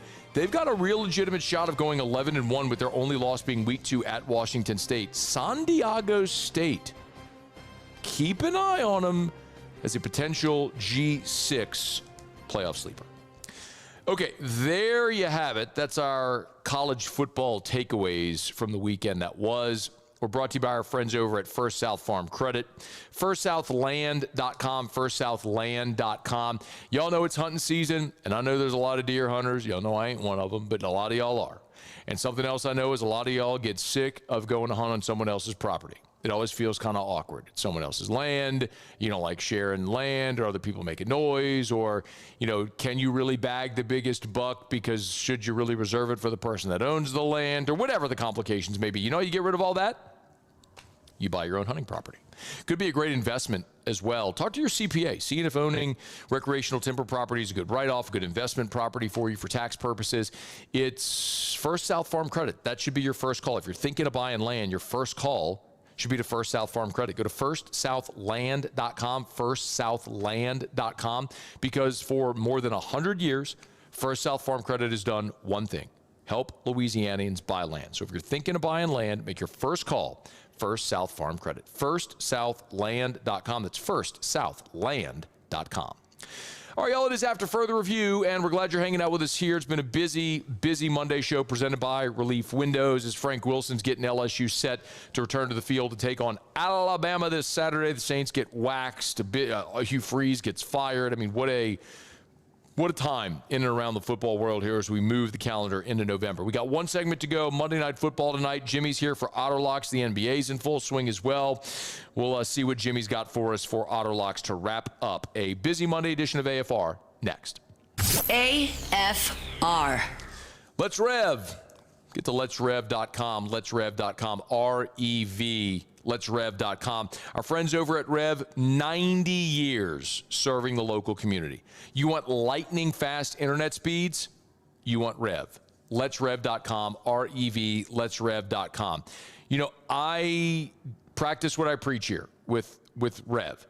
Over at Guarantee Media, we are Rev customers. All of our high-speed internet, all of our access, all through Rev. Parish Construction and Roofing. Our office at Parish, we are Rev customers. I am so fired up because at my home just 2 weeks ago, the crews were digging, trenching the entire neighborhood to lay fiber for the all-fiber network there in our neighborhood. And we'll certainly soon have fiber buried fiber, lightning fast speeds, courtesy of Rev. So you should switch as well. Let'sRev.com. Need security services you can count on? With Veteran Security Services, you're always protected. Locally owned and proudly serving the Gulf Coast, they're not some big national firm chasing profits. They're neighbors protecting neighbors. From petrochemical plants and healthcare facilities to port and maritime operations, Veteran Security delivers reliable protection you can trust. Choose community. Choose confidence. Choose Veteran Security Services. Visit veteransecurityfirm.com. Raising Cane's is our victory meal. Football fans are some of the most dedicated fans in sports. It's a fundamental quality we share, and that fuels every single order of our hand-battered chicken fingers. Wherever there's football, there's Raising Cane's. One love. Let's go. Parish Construction and Roofing. This is Coach Kim Mulkey. Go to parishbuilt.com for all of your roofing needs. From your hometown, parishbuilt.com. Hi, this is Beth Serena. Welcome to my pool.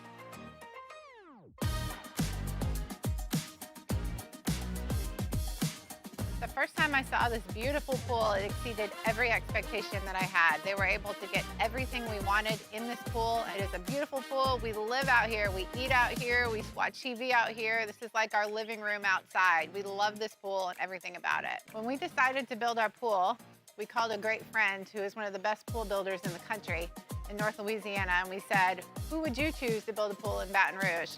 And without a hesitation, he told us Russell Pools. He said their history, tradition of great builds, great pools was unmatched. So of course, who did we call? Russell Pools. The advice I would give to anyone looking to build a pool is first call Russell Pools. They'll do an incredible job. It'll be incredibly organized. It'll be time efficient. And you will have your pool in no time.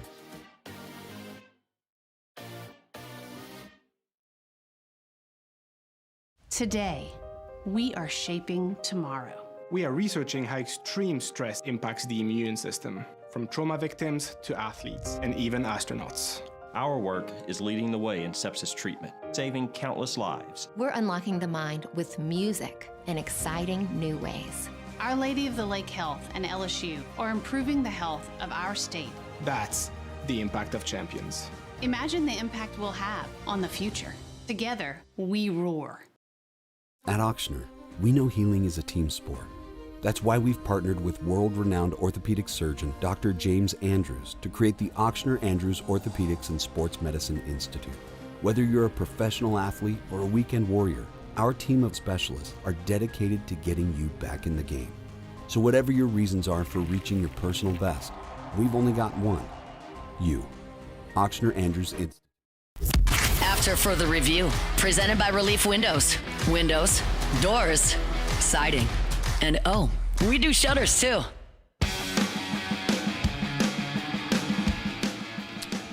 Down the stretch we come, final segment here on this Monday edition of AFR, presented by Relief Windows. Been a really good show. Glad to have you hanging out with us here. Again, we will be we're at the Lawton Room inside of Tiger Stadium. We'll be stepping over into the main auditorium just as soon as we finish the show here to get started with the Stand for Epilepsy event, all raising awareness for the Epilepsy Alliance of Louisiana. Excited to be here. We got one thing left to do. Let's find out what we're betting on tonight. Time for Otterlocks.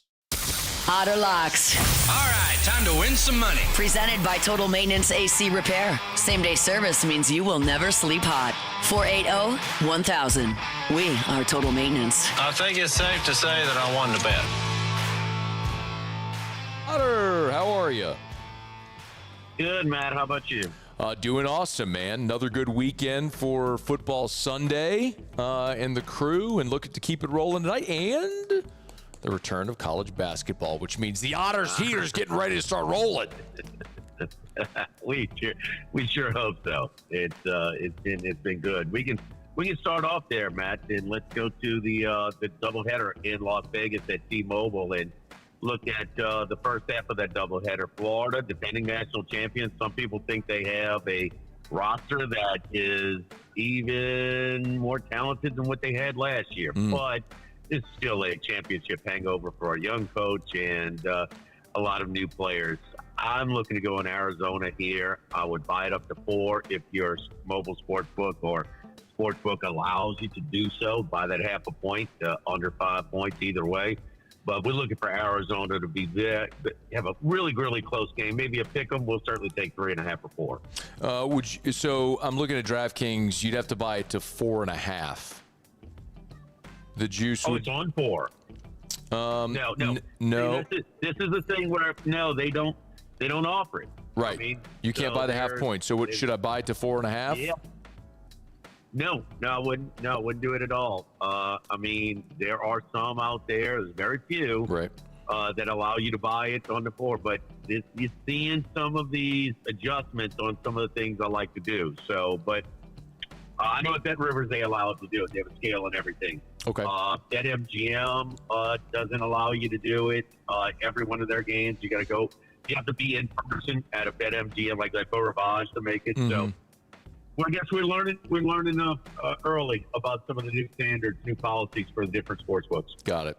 Okay, so Arizona, the Wildcats, plus 3.5 is the number right now. DraftKings, buy it to 4 if you can. Right. Okay. Right. Correct. And then Monday Night Football. Well, the defenses are having a good.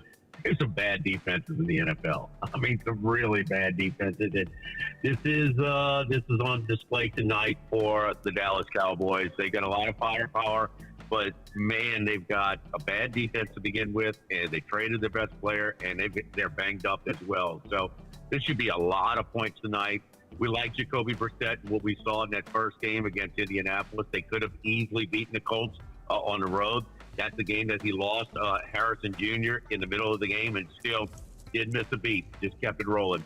He should have a field day. I also like him being able to throw the ball in rhythm better than Kyler Murray.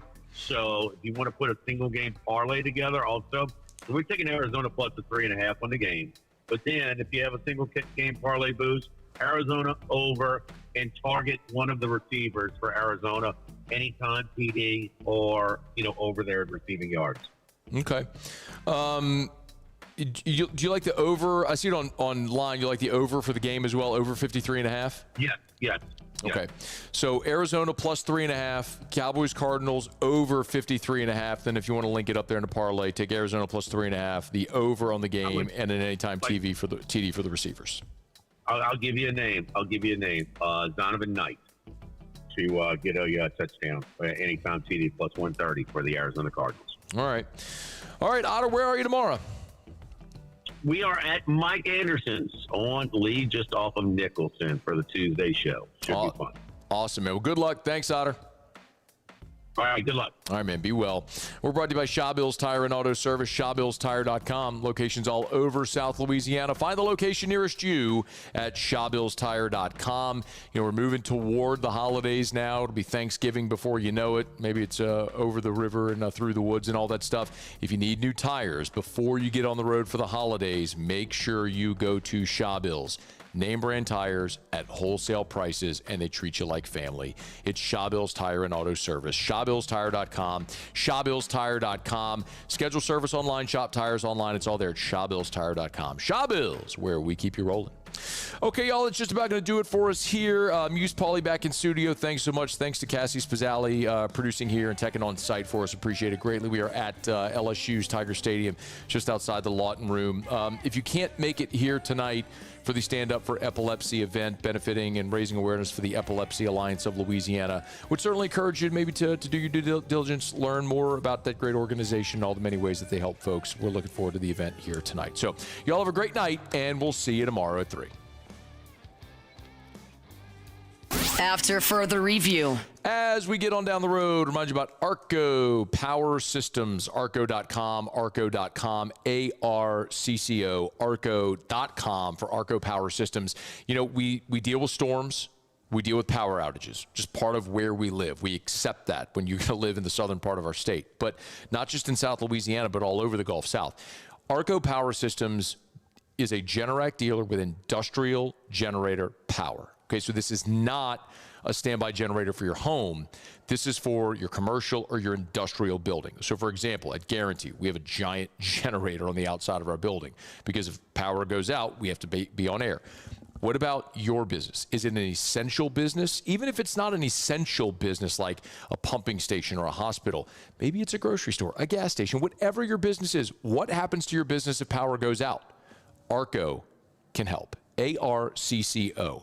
ARCO.com, ARCO.com for ARCO Power Systems.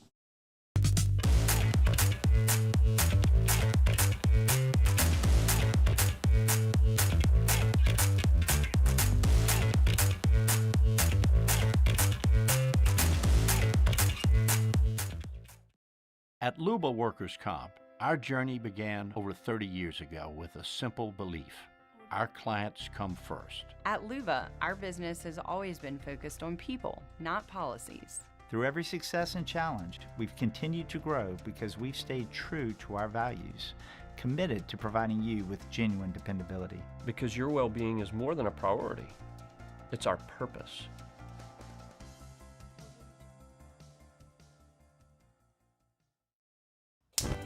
Looking for cleaner energy? Propane is energy for everyone. And when you're cooking with clean, affordable propane, you're cooking with gas. In the wintertime, nothing heats a home like Louisiana propane. And when you need hot water, propane's got you covered. Oh, and you won't regret that propane generator when the power goes out. I'm Miss Louisiana, Gabrielle McLeod, and to find more information and to find a propane dealer near you, visit louisianapropane.com.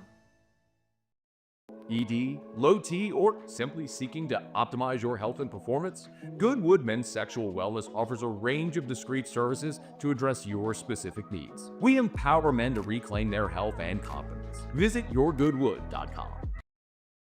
Every winner knows a great play starts with a solid game plan and the right team by your side. At Sunshine, we're here to keep your operation running strong. From tractors to harvesters, we've got the John Deere equipment you need to tackle every job with confidence. Because when the work's done right, there's more time for the things that matter, like cheering on your favorite team.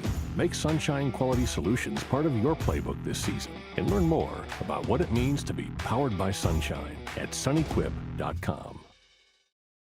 Breck teamed up to reimagine your parks, and you imagined big. With your help, we went to work, creating 12 beautiful community parks across the parish. A family-sized water park, miles and miles of trails, and parks just for your dogs. There are more places to splash, to explore, to run wild, and even soar. You imagined, we delivered. Gold. Breck, your #1 park system in the nation. Supreme Jasmine is premium American-grown rice. From local farms to your table, every grain is supreme.